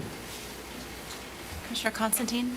Thank you, and I hesitated to cloud the previous discussion about fire station, but let me talk about, just briefly, I would also like to have, doesn't have to be now, just an update on 11, which is in Commissioner Lockhart's district. It's closest to my house, and it's right across the street from a certain commissioner's business that has taken, a lot longer than we thought. We've had problems. I don't want to get into any of it. It's just that if we're talking about this one, I think a lot of that discussion came up from the problems that we had in the construction of 11. I'd like to know how that's going, because it's still being built. Absolutely. You can always renovate it, because I'm sure at some point it's going to go past warranty that we have to go into renovation of that fire station. Oh, my gosh. Let's not. Yeah, don't speak such evil. The crane is shaking. We have a county attorney briefing, and then... Okay, Chairman, I was going to add one other item, but I can do it. I was going to discuss an item regarding the Yarborough Ranch and to seek direction from this board, but I can do it at your pleasure whenever you would like me to talk about that. Let's let the county attorney do Sure. his briefing. I anticipate that might take a little bit longer, and we'll, if you don't mind, we'll come back to it, if that's okay. Absolutely. Okay.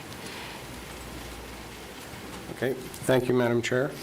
For the record, Paul Chipak, Deputy County Attorney. I just have two quick items. One, on the Yarborough matter, as you're aware, you approved the PSP. We did receive an appeal in the form of a petition for writ of certiorari as filed by the Bear Warriors jointly with the Geneva Citizens Association. The next step in that process is for the court to look at it and issue an order to show cause, which would then direct us to file a response. So there's no specific time frame on that at this point in time. And also, I did receive a phone call from Becky Wilson, who is the attorney for the Yarboroughs, and they are planning on filing to intervene in that petition for writ of certiorari. The other item I have is in the Rivercross state case matter. As you're aware, the 5th DCA did issue a denial of the appeal of that case, which was in our favor. The petitioner has filed a motion for reconsideration of the PCA denial of the appeal with the court, so we're waiting for some type of response on that. Okay. Was there an update related to 120 South Crystal? We had filed a memo to all of you regarding what actions will be taken on that at this point in time.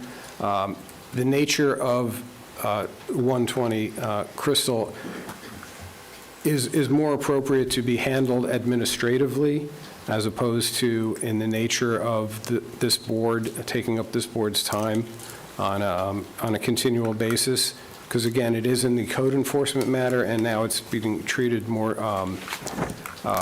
we're working with the attorney, and we are working through our nuisance abatement, a section of Chapter 168 of our Seminole County Code. Okay.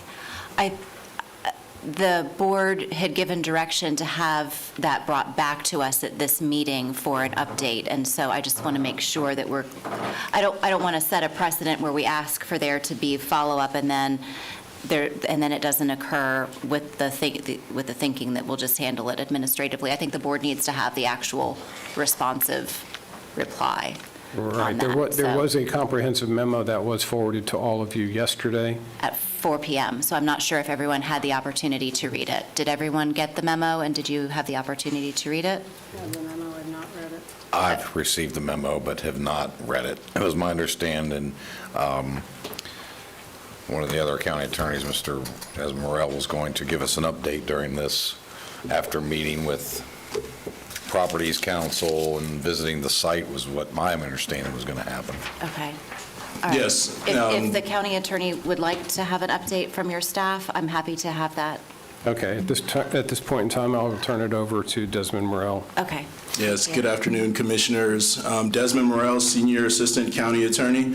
That is correct, Chairman and Commissioners. There was direction for several deliverables on this particular property.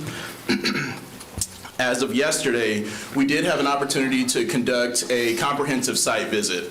Prior to yesterday, there were scheduling issues as well as the Easter holiday that prevented some of us from getting over there jointly. However, yesterday morning, myself, Attorney Joe Freen for Mr. Baker, as well as our building official Bob Pike, we all had an opportunity to conduct a site visit. We also had an opportunity to speak with some of the neighbors that were well-versed with this particular issue.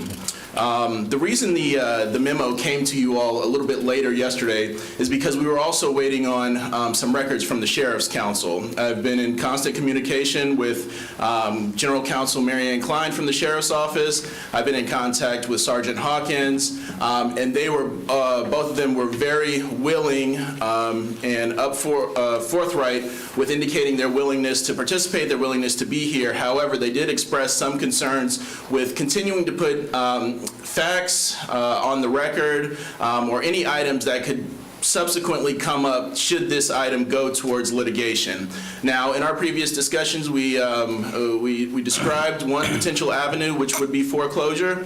That would require us filing a petition, and that would go to court. Our concern is that, you know, the opposition, who would be the attorneys from Mr. Baker, has an opportunity to get several things on record that could then, you know,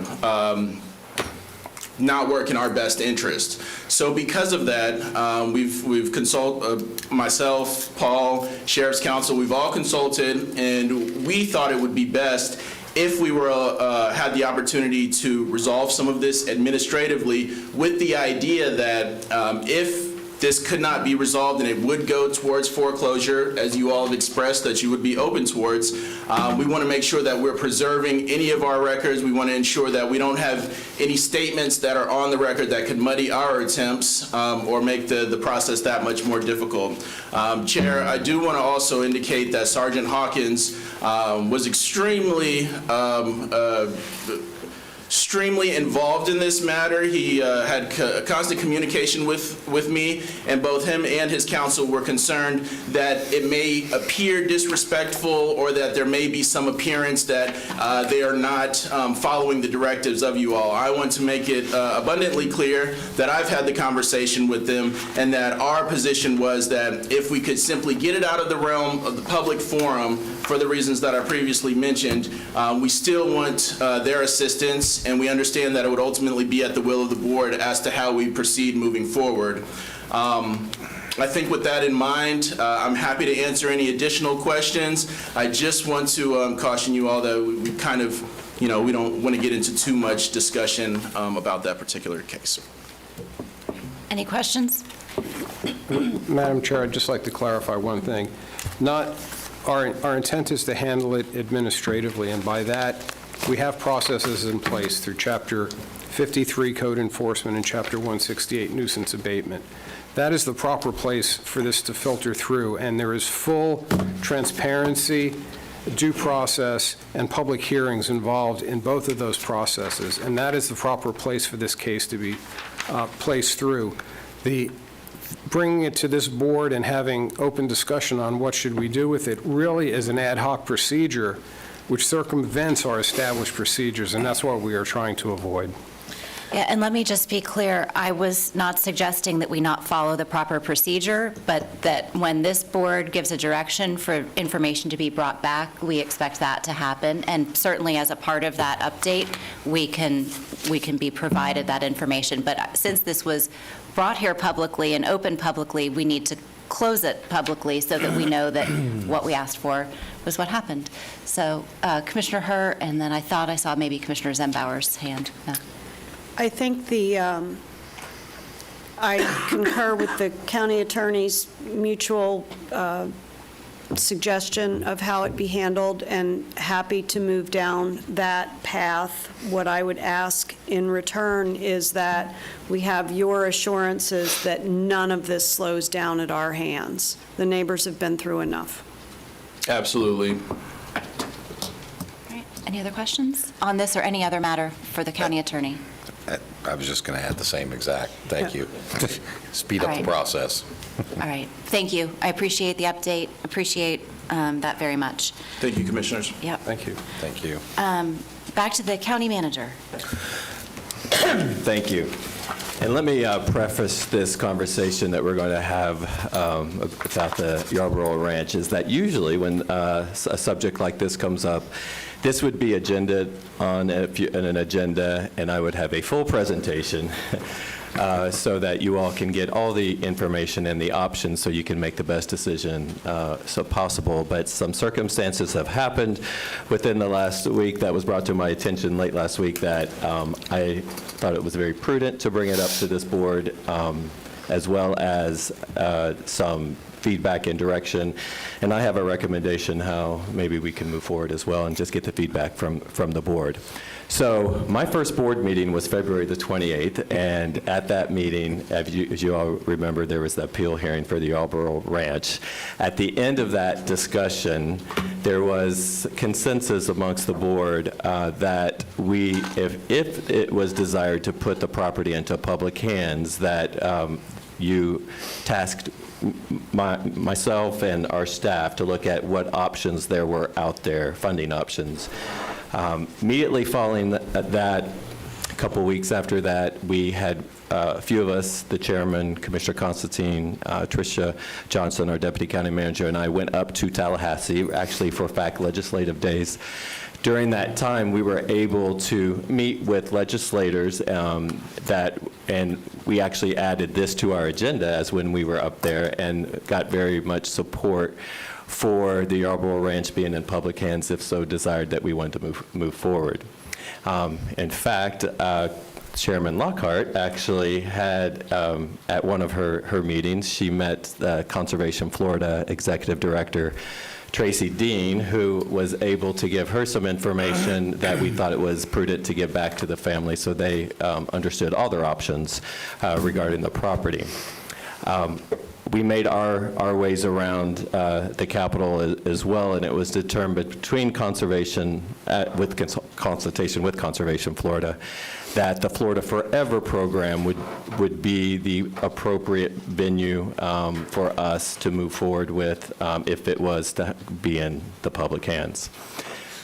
Last week, after we got back, I was able to go on the property and have a tour of the property and meet the family. And they were very hospitable, gave me a whole tour of the property, went for a couple hours. It was a hot day that afternoon as well. The chairman joined us at the beginning of that meeting and actually brought Conservation Florida to meet with the family so that Ms. Dean could actually explain their program. And they are not a state organization. They're a nonprofit organization that buys and conserves property. And so that they had an opportunity to hear from her that could be a viable option. After that was concluded, the family was going to discuss and get back with us on how they would like to move forward. The representatives of the family got a hold of me last week, at the end of last week, and stated that they were not comfortable moving forward with Conservation Florida, not because of the organization, it's a great organization, but there were certain commitments that they needed to have occur that Conservation Florida may or may not be able to uphold. So then it falls back in our lap. And so after discussing it, late last week, and actually the family's representative sent me a letter on Friday, which I'm reviewing now, and that I will actually forward to you all, so you all get a copy of this, that have some recommendations in it. And almost to what I was thinking last week after I heard that Conservation Florida may not be the lead in this, is that Seminole County, us, take the lead in applying to Florida Forever regarding this property to be into the public hands. Now, the reason I'm bringing this up now is because we've also just, all this is just happening in the last couple of weeks, we have uncovered and found out that in order to get it on the Florida Forever list, you have to file this application. That deadline is at the end of this month, April 30th. Hence, what I was saying in the beginning, normally this would come through a whole presentation. We would go through multiple, discussions, options, and then you would direct me and staff on how you would like to move forward. So with that deadline looming, I would recommend for this board to actually give me the authority to go ahead and start that process. I had a meeting with Conservation Florida yesterday with Ms. Dean. We had a good conversation. Normally, the organization works with the property owner, whoever is the property owner, to work through. We are not the property owner. However, she said it was a good question. This property is very, not only is it unique to Seminole County, but to the whole state. They have eyes on it, that a lot of folks would like to have this in conservation, or at least have it preserved for the future. So she is actually getting back with me, because what I would like, if you so desire, for us to move forward with us being the lead agency moving forward, at least getting this application together and submitted, that I would be working not only with, the family, of course, because they would have to sign the application as the owner, but they would consult us. Conservation Florida would actually work with us to consult with us. Now, I don't know that yet, and I'm still working through that. She's going to get back with me this week and discuss that with me.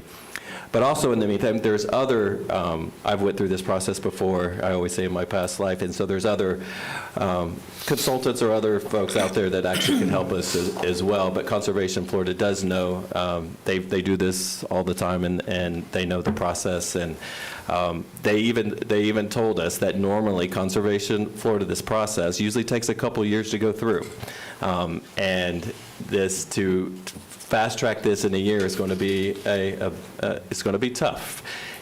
They were willing to do it. I know we would, based on the conversation that you all had at that February 28th, you wanted to uncover all the options, and I know you all would be able to push that as well. And what makes it even better, our legislative delegation is on board with it as well. That could help us through the state process. But it could take eventually a couple years to go, potentially to go through this process to see if we would even definitely make the list. I do know that just by my conversations, but to what funding level that the state would actually participate in there. This would also give us an opportunity to look at other partners throughout to be funding partners with us as well. But the family has actually given us a couple of recommendations that you will see in this letter that I'm going to distribute to you later today, is that they have some recommendations as well. And so what I would like to seek your guidance, one, if we would like it in public hands, which I think we do at some point, if you would, I would recommend that we go ahead and start working on that application to the state, to DEP, to Florida Forever, because it's due on April the 30th. Allow me to work, based on your comments, work with the family. I would like to bring this back at the next meeting on April the 25th with a full-fledged presentation and options for you all. So there's a lot of questions that are going to be coming up during this over the next week, that we give you as much information as we possibly can in order for you all to make that decision. And that's a couple of days before that application is due, so I didn't want to waste any time starting on that application because it's extensive, that we could get that started and then we could have everything ready for that that next meeting, and we can move forward from there on the direction that the board has. So, again, I know that was long. I've been educated the last couple of weeks on this, but I thought it was very prudent to bring that to you, and because of that looming deadline. Because if not, we'd have to wait till next year to apply for the Florida Forever program. Commissioner Zembauer. Thank you, Madam Chair. Of course, this is my district, and thank you, Mr. County Manager, for visiting out there with our chair and facilitating this. You know, in my eyes, this just makes sense. Now, there's a lot of opinions out there from many of us here as well as the public, but the reality is, I think we move, and I'd like to see us consider directing the county manager to move to get the process started, bring the presentation back to us with all the options, whether it's funding partners, including Seminole County, as well as length of time, any grant possibilities are there. You know, I look at this parcel as it's valuable to the state in one respect, it's valuable to the wildlife corridor, but also can be very valuable to this county. And I'm not so sure all of it should be conservation. And we should look at that, and I'd like to know those options and what that looks like. But I'd also like a briefing as part of that presentation coming forward in light of this appeal process, this legal process that's taking place, how that does or does not affect this process and being able to move forward with the state. You know, with all things litigation, all things are possible. So I would like that to be included as part of that. If there is a strategy on this letter that you've indicated just came in that's from the family, I'd like to understand what those are and completely, and how we can accommodate those, or whether those even make sense. But I think we owe at least go to that next step and give us a full presentation, include the family, include Ms. Dean, include any and all partners that, you know, may assist us in getting as much answers as we can to move forward. So thank you. Is that a motion? Well, let's hear, Not see, quite. yeah, Commissioner No, that Delary. can't be the motion. No. That's too long. Madam Chairman, I think it's important that we do move forward with this. I think it's important that we look at all our options. I think it's important that we hear not just from our staff, but from other agencies in the appropriate time. I think it'd be extremely important for us not to miss the deadline at the end of this month. I also think that this piece of property is far-reaching, not just, as we just heard here, from the county and the state, but for that wildlife corridor, I think it's immensely important. In the work that we want to do with the Seminole Forever, I mean, this is just another piece of that. And I think that we really do need to move forward and not miss any deadlines, and listen to what our staff's presentation would be. And I'm curious to see what the next meeting's going to have. I know that Darren Gray will present it to us, and look forward to that, but I want to make sure that everything is on the table, as Commissioner Zembauer spoke about, so we can move forward in an educated standpoint. And I will be ready to make a motion if that's what this body wants to do. Sounds good. Commissioner Constantine. Thank you.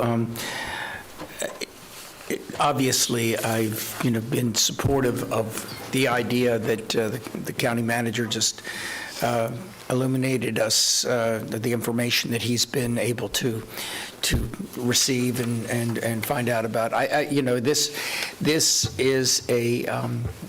This is an opportunity that we need to explore, and the request that the county manager has made is a logical next step. I don't know that we can expect to have all the specificity that Commissioner Zembauer has asked for at the next meeting, although I saw you taking copious notes on his issues that he would like to have. But I think that what you've asked for, and so if Commissioner Zimbauer wishes to make the motion, just to be clear, I think we don't want to put all that specificity in there. Just make sure that we are going to have an update at the next meeting, and that the county manager is proceeding on the application. I've worked with Conserve Florida. There are other groups out there also, but they all have similar type of programs. And I know that whether it's with them or just with the state or whatever, we need to have our options open, but we need to make that application so that we're up there for Florida Forever and we can get on the application list. Commissioner Herr. I'll defer to Commissioner Zimbauer. I'm completely supportive of the county manager's effort. I would like to just add, and I don't know what the dollar amount would be, but that any motion include the ability of the county manager to hire outside assistance in developing the application, because there is some detail and some artfulness that is involved in that. So, okay. I appreciate that. I missed that. That's okay. I didn't.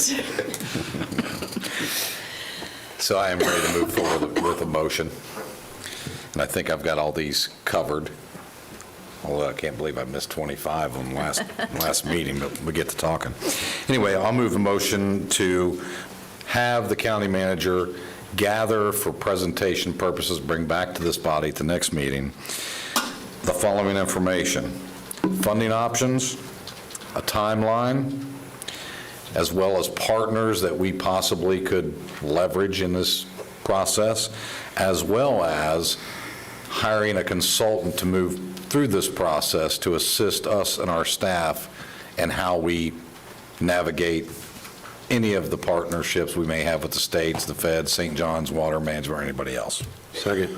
If he needs it. If need be. Second. I would offer a friendly amendment. Please. Wait, so we've got a motion by Zimbauer, a second by Delary, and a friendly amendment from her. I think you have to add the part of actually completing the application. No, that would be my expectation, The yes. deadline is, so when it comes back, that's coming as well. Of course. That was not in there. Absolutely. The seconder agrees. Okay, there's a motion, amended, friendly amendment has been adopted. Any other discussion? All those in favor say aye. Aye. Any opposed? Motion passes unanimously. Great, thank you. Thank you, and that's all I have. All right, that's fantastic. We are moving on to district reports. I know it is noon, but I'm assuming, commissioners, that we'd like to just go ahead and finish up the afternoon rather than take a break for lunch and come back. Is that correct? Correct, ma'am. All right. So starting with District Commission number 2. Thank you, Madam Chair. Quick updates on airport. Airport traffic continues to increase with passenger count. There are some possibilities, some new carriers forthcoming in the next short while, so we'll keep you updated on that.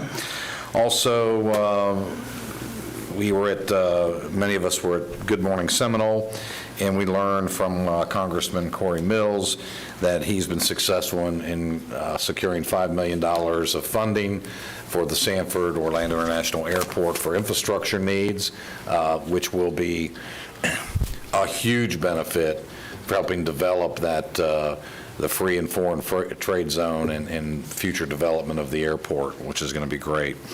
Medical examiners meetings, staff accompanied me on Friday. We have an RFP that I think is agreed upon, that Marion County, as the administrative county, is going to be putting down an RFP for the land purchase as well as the building itself. When that comes back, I would suspect that our staff should distribute that through our staff to the county manager, through to the board here for consideration if and when that finally moves forward. Finally, just a friendly reminder, this Thursday night at the Westin, 6 p.m., is the Scout Golden Eagle Dinner. I hope all of you can join us. I will be co-chairing that event, so I look forward to seeing as many of you all that could possibly make it. I know you all have schedules and many things to attend, and we look forward to seeing that. Thank you very much. Other than that, everything's perfect in District 2. Lord willing, I will be there at the Boy Scout event. Great. All right. Next one is District 3. Thank you very much. In talking about community events, I think those of us that were at the Springs Philharmonic and/or the zoo event this past Saturday know that it's just more great community events that makes Seminole County so special. I did want to say that I wanted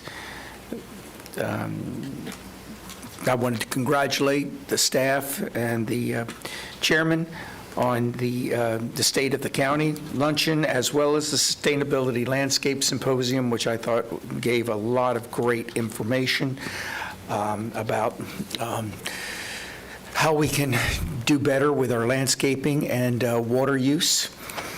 I also wanted to remind you or let you all know that the Florida Association of Counties is doing a webinar on the impact of the opioid settlement funding on the 13th at 2 o'clock. Again, this is a webinar, so it'd be available to all of you if you would like to participate. And that the Career Source board meeting and retreat is going to be the April 24th. So that'll be something that will be forthcoming. And information on that. Also, there is a National Opioid Solution Leadership Network coming up this month, which, as you know, being a board member of that, the only one in Florida, I will be attending. Also, since we did talk a little bit about it, I just wanted to reiterate that some people have asked. There are, just very quickly, a number of bills that will impact our bottom line if passed. I talked about this House Bill 239, which is on retirement and FRS, and that's, I think, Tricia has put together about $15.4 million in the first year. But also some of the other, and that certainly is a big one, but there's also Senate Bill 1550, which is the potential of prescription drugs and increased costs, so that would eventually increase cost to us for insurance. A House Bill 1343 on ag lands, which is basically saying you can't charge any service fees on ag land in the state of Florida. We've talked about the TDC, the Tourist Development Tax, and how they want to take off the top a percentage and send it to Visit Florida. A super water exemption that would allow us no responsibility or authority when it comes to anything that would be revolved in water-related issues. And House Bill 235, which I mentioned, which is on impact fees and mobility fees, which could affect what we could do with those in the future. The Florida Association of Counties currently has 17 bills that we are following that are bills of interest that would affect us in a negative manner. And get this, 57 preemption and/or mandate bills that are still out there. So it's been a very busy year for the Florida Association of Counties staff, and they're doing everything they can to play defense, but that's basically all we can do. We did provide a lot of great information. When I say to the legislature, we provided a great deal of information, good information about broadband, about emergency preparedness, about affordable housing, some of which has been included, but you can't stop individual bills, and many of these individual bills have theoretically forgotten about small government and want everything controlled by the state. And it's unfortunate, but that's what we're dealing with. And some of them affect many of our constitutional officers too. So I know that they're very busy in trying to protect, trying to be able to do their own thing at the local level. And with that, that's my report. District 5. Well, thank you. I'm going to congratulate Leisure Services and our community relations team for the ribbon cutting at the Markham Woods Mountain Bike Skills Course. While I have not ridden the course, it looks quite lovely. I was slightly tempted and then decided the better. We had an amazing turnout out there, so it was one of the more fun events that I've attended here at the county. It is a group of fired-up people that are riding bikes around on that course, and the most amazing part about it is that the age range, it was probably 7 decades worth of folks that were out there, so from 5-year-olds to 75-year-olds on mountain bikes, and I do fall in that range, but not on a bike. I did attend the Brightwater Historic Marker Ceremony, which was the city of Castleberry and the acquisition of that beautiful piece of property with their long-term view of what they're going to do with it. And it was simply a marker placing, but it was meaningful. There was great community participation there. I would also like to thank our chairman for putting together the Florida Friendly Landscape Symposium. It was amazingly insightful, and I gathered a significant amount of information in a very short period of time, which is always appreciated. I would offer that as 5 Points is being developed, that might be our first grand-scale opportunity to showcase this methodology of landscaping, and that we probably ought to start thinking about that now.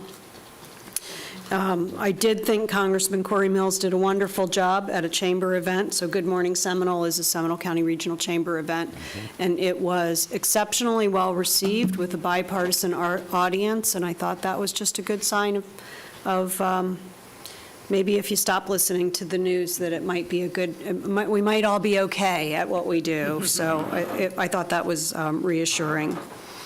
I don't know if you all have heard this or not, but there's a Scout Golden Eagle dinner, and a lot of us will be attending, certainly a worthy cause, so I'll look forward to seeing you there. I have not heard the outcome of the Lynx softball tournament, so I'll let that die, because I suspect maybe we didn't come in first. I announced it at on my update at the last meeting that we came in third. Third? I'm just shouting that out. I have a medal for you. For the Lynx team. Third out of 4, yeah. No, I don't know how I missed that.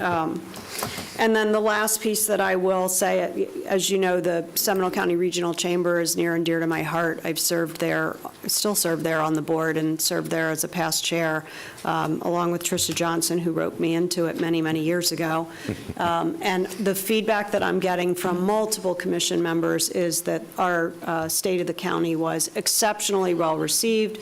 The shorter time frame was really, really well received. The format, everything. I think we nailed it this time, so really good feedback. So thank you to Tricia for your authorship, and Chairman for your execution. Really, really nicely done. And I'll stop at that. District 1. Thank you, Madam Chairman. And I would also compliment you on your hard work on the State of the County. I thought it was well done, and it was very well received by everyone that I spoke to. So I want to congratulate you on that, as well as the staff for their hard work. Also want to make sure that everyone's informed. I spoke about this briefly. There is some road work being done on Lockwood Road. And it's not really road work. It's a sewer line replacement. We have one that collapsed just to the south of Oviedo on Lockwood Road. We had our second community meeting. I want to thank all the staff that participated with it. That sanitary line that's going to be replaced is about 30 feet below grade. And they've done a lot of hard work, not just prepping, but being prepared for that replacement. I want to in particularly thank Kim Warnberg for her leadership and our team, the fire chief for help coordinating with dispatch, as well as Public Works. The construction company is Key West Wet Construction. This is something that's in their wheelhouse, and they gave a presentation not just on their timeline, but how they're going to proceed with the construction and dewatering. They will have a full-time site superintendent. All their phone numbers are available, in case of a situation arises. We do have an active website that anyone can get information on, not just the progress, but in case they have a question. Staff is responding, from what I've been told, about those questions, and the community has been very appreciative of that. We had about 200 people show up.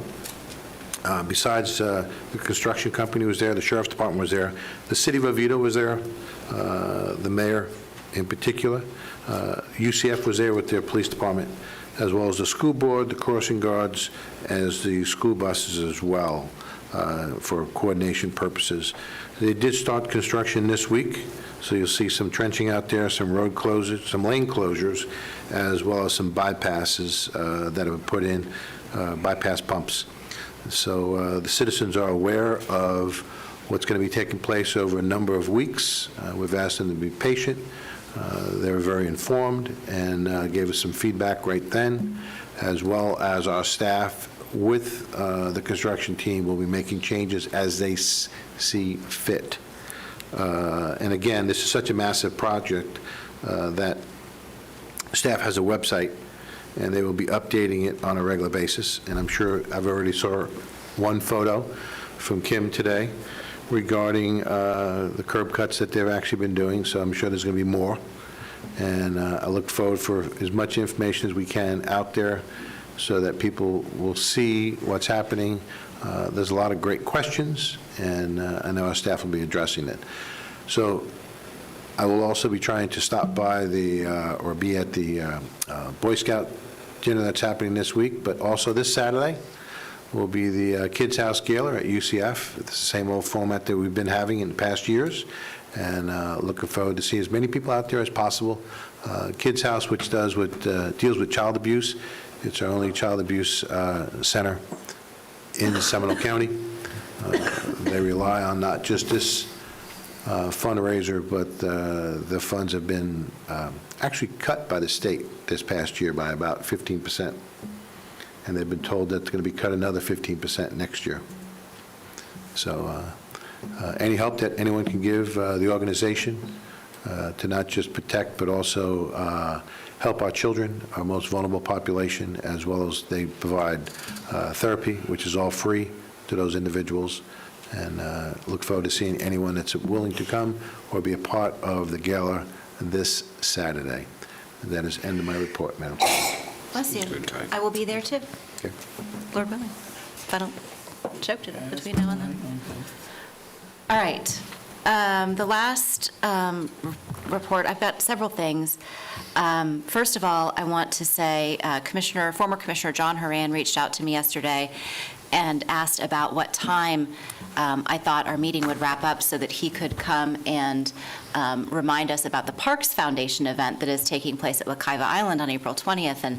And we are far ahead of where I told him, and so I just texted him fast and furiously and said, just so you know, we're going to finish up very early. So I'm going to, on behalf of Commissioner Horan, on April 20th at 5 o'clock at Wekiva Island, the Parks Foundation is having their annual fundraiser for Seminole County Parks.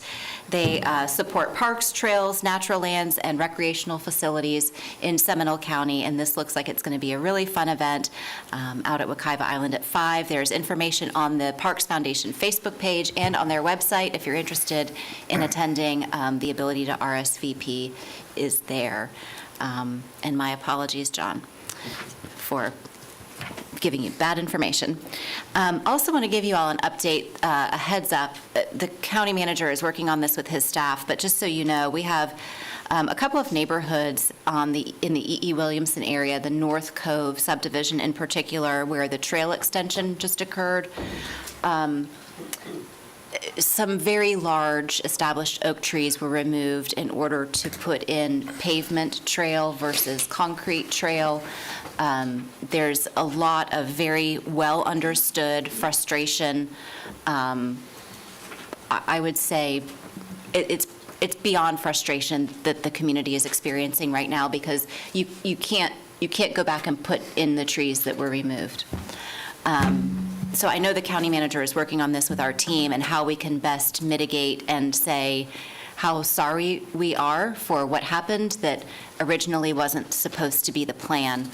And all of this kind of occurred over the COVID timeframe when community meetings weren't necessary, the communication about the plan and what was going to be anticipated. And so they feel very much like they had a bait and switch pulled on them. And I feel terrible about that as their district commissioner. So at some point, you may be hearing from the folks in this neighborhood. They have two requests. One is that some guardrails that were installed be removed, and the other is that the pavement be removed and concrete be put down as they were originally promised and what was apparently originally funded. So I'm giving you that heads up. I am not working the item for my office, but I am very aware of it, and the county manager is dealing with that. So heads up. I have a question. Yes. What size trees were removed and how many? Big and a lot. Well, I I understand. can get you those details. I honestly, they were. I can get them. Yeah, I mean, they were large trees, Okay. and I want to say 10, 12, perhaps, maybe? 10, 12 inches in diameter? No, No. many, Okay. 10 to a dozen-ish. Question in that regards, and I know was it our contractor that did this without oversight of our staff, or our staff blessed it, or? The county manager's working through all of those details Okay. right now, and I'm sure he'll be able to get us that information. The reason why I'm asking about Okay. size of trees, because you can put back large trees. We've done it before. And we have a tree mitigation fund. We have a tree fund, so that's certainly an option on the table for us, but. I find it shocking that anybody in this county, in this organization, could not understand how sacred our oak trees are to this community, as many times as we've talked about it on this dais, and as many residents who have called in through the various departments, so it'd be interesting, so, yeah. Well, I have- Unfortunate, thank you. I have confidence that you'll. Yes, and I'll follow up, of course. Yeah, absolutely. Thank you. So a letter was distributed late yesterday afternoon to your offices, and my apologies for the lateness of it. There's a time issue. On behalf of the East Central Florida Regional Planning Council, they are asking that each of the counties in our MSA write a letter of support of the Planning Council's climate pollution reduction program. Motion to This- approve. Second? Motion by Zembauer, second by her. All those in favor say aye. Aye. Aye. Any opposed? Motion passes unanimously. Thank you. We will get this out this afternoon or first thing tomorrow, so thank you for that. We had the first groundbreaking. Commissioner Delaria attended along with me in Midway, and Commissioner Herr could not be there. Unfortunately, the timing of that event was not scheduled by the county, and she just wasn't. But everybody knew you were there in spirit, and it was really a great event. And thank you to our team, our community information team, and our community services team. They always do a tremendous job. The community is excited to see those houses coming together. Many of you attended the Good Samaritan lunch for the Christian Sharing Center that was last Friday. Very well attended, always incredibly well attended event, and of course, we're all very supportive of the Sharing Center and their mission and how they take care of folks in this community that are going through hard times. As you all have mentioned, thank you for the kudos on the state of the county. I cannot thank our team enough. That is a complete team effort. They just wind me up and let me go. And so that was my job, just show up and present, and everything else was their hard work, and so grateful for everything that they do. Always a professional job, and all of the videos that they were able to shoot with all of you, and your time invested in doing those. We really appreciate that for sure.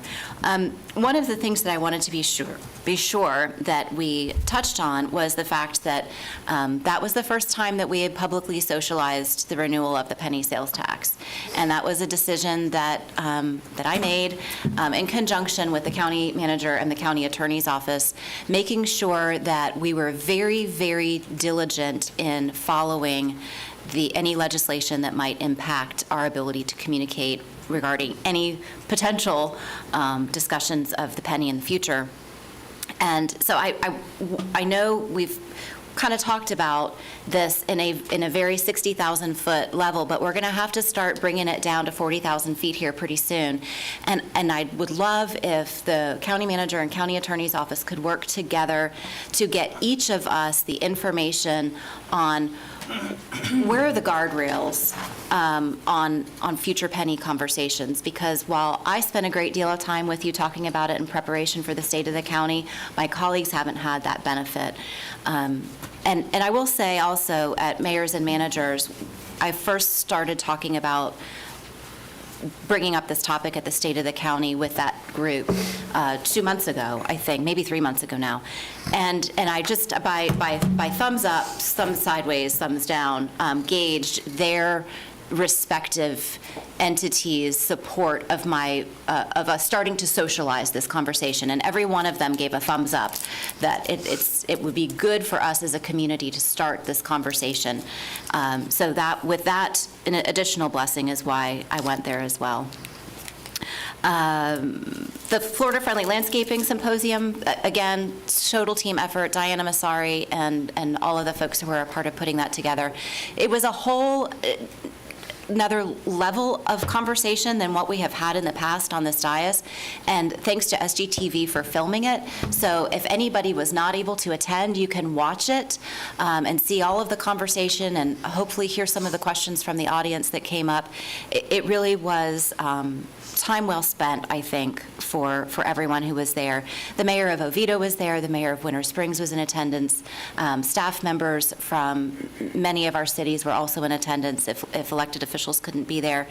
Desmond Morrell from the county attorney's office was there. We had our team from planning. We had folks from leisure services, and I know I'm going to forget someone now that I'm naming names, and so forgive me, but we had a great representation, not just from our organization, but from a wide variety and spectrum. I call them all of the spokes on the wheel of the stakeholders that are a part of our landscaping conversations. And I'm so glad that Commissioner Herr brought up 5 points, because one of the things I heard loud and clear is we can talk about potential ordinances and requirements and incentives for the private sector all day long. But if, as the public sector entity, we are not modeling the behavior that we are expecting, then shame on us. So we really need to be looking at all of our public spaces in a new way, in alignment with what we discussed at the symposium, in my opinion. So. That is it for me. Yes, Commissioner Zembauer. Madam Chair, on that point, well stated. I think if we go back, we had work sessions back in 2019 and conversations. We were talking about Rolling Hills Country Club and the takeover of that. Pretty sure we gave direction then that all those processes should include Florida-friendly landscaping, as well as helping revitalize whatever wildlife in a given area. And I'm pretty sure during the 5 Points conversation, we had discussion about Florida-friendly landscaping that should be considered for that project as well. Yeah. So we should probably get an update on where that's headed and whether that message got carried all the way into the contractor or not. Right. Well, including the annex, which is now sort of out of the ground, and that's the one we're going to miss if it's not in play already. And I think, the Florida-friendly landscaping is a piece of what we covered with the symposium, and so there are multiple layers that I think our team can be looking at. I got that. That's what I took away out of that. And again, just commend you on that symposium. It was great, because I think it was Rebecca, we were talking about it, is like we need to ensure our code is updated to ensure we have this, and as well as our county projects. Next steps are going to be critical. Yeah. So thank you all again for all your support and for being there. Yes. And I'd like to thank and I know you would too, Tim Sallin of the Thousand Friends of Florida, who put it on, got it all worked out and did a great job. Yeah, so Tim, he is wonderful. So Tim Sallin is with IMG and Cherry Lake. He and his family own those enterprises, and he and other entities have come together to create the Outside Collaborative. And so the concept is that every stakeholder that's involved in the sustainability landscaping movement in Central Florida and in the entire state needs to have a seat at the table and be involved in these conversations. And so thank you so much for reminding me. Tim Sallin and his team, including Dr. Pierce Jones from the University of Florida and Dr. Richard Levy from the University of Central Florida, were absolutely critical components, and other speakers as well, who are doing tremendous research in partnership with Sunbridge down in Osceola, Orange Lake County realm. There are a lot of things that are going on that we frankly aren't even aware of until we kind of poke our head outside of Seminole County and see what's happening. So thank you so much, Commissioner Constantine, for that. Is there anything else? We have anyone here for public comment? No, ma'am. No? All right. And no future agenda items? No? Anything else for the good of the order? All right. No, ma'am. Meeting is adjourned at 12:28.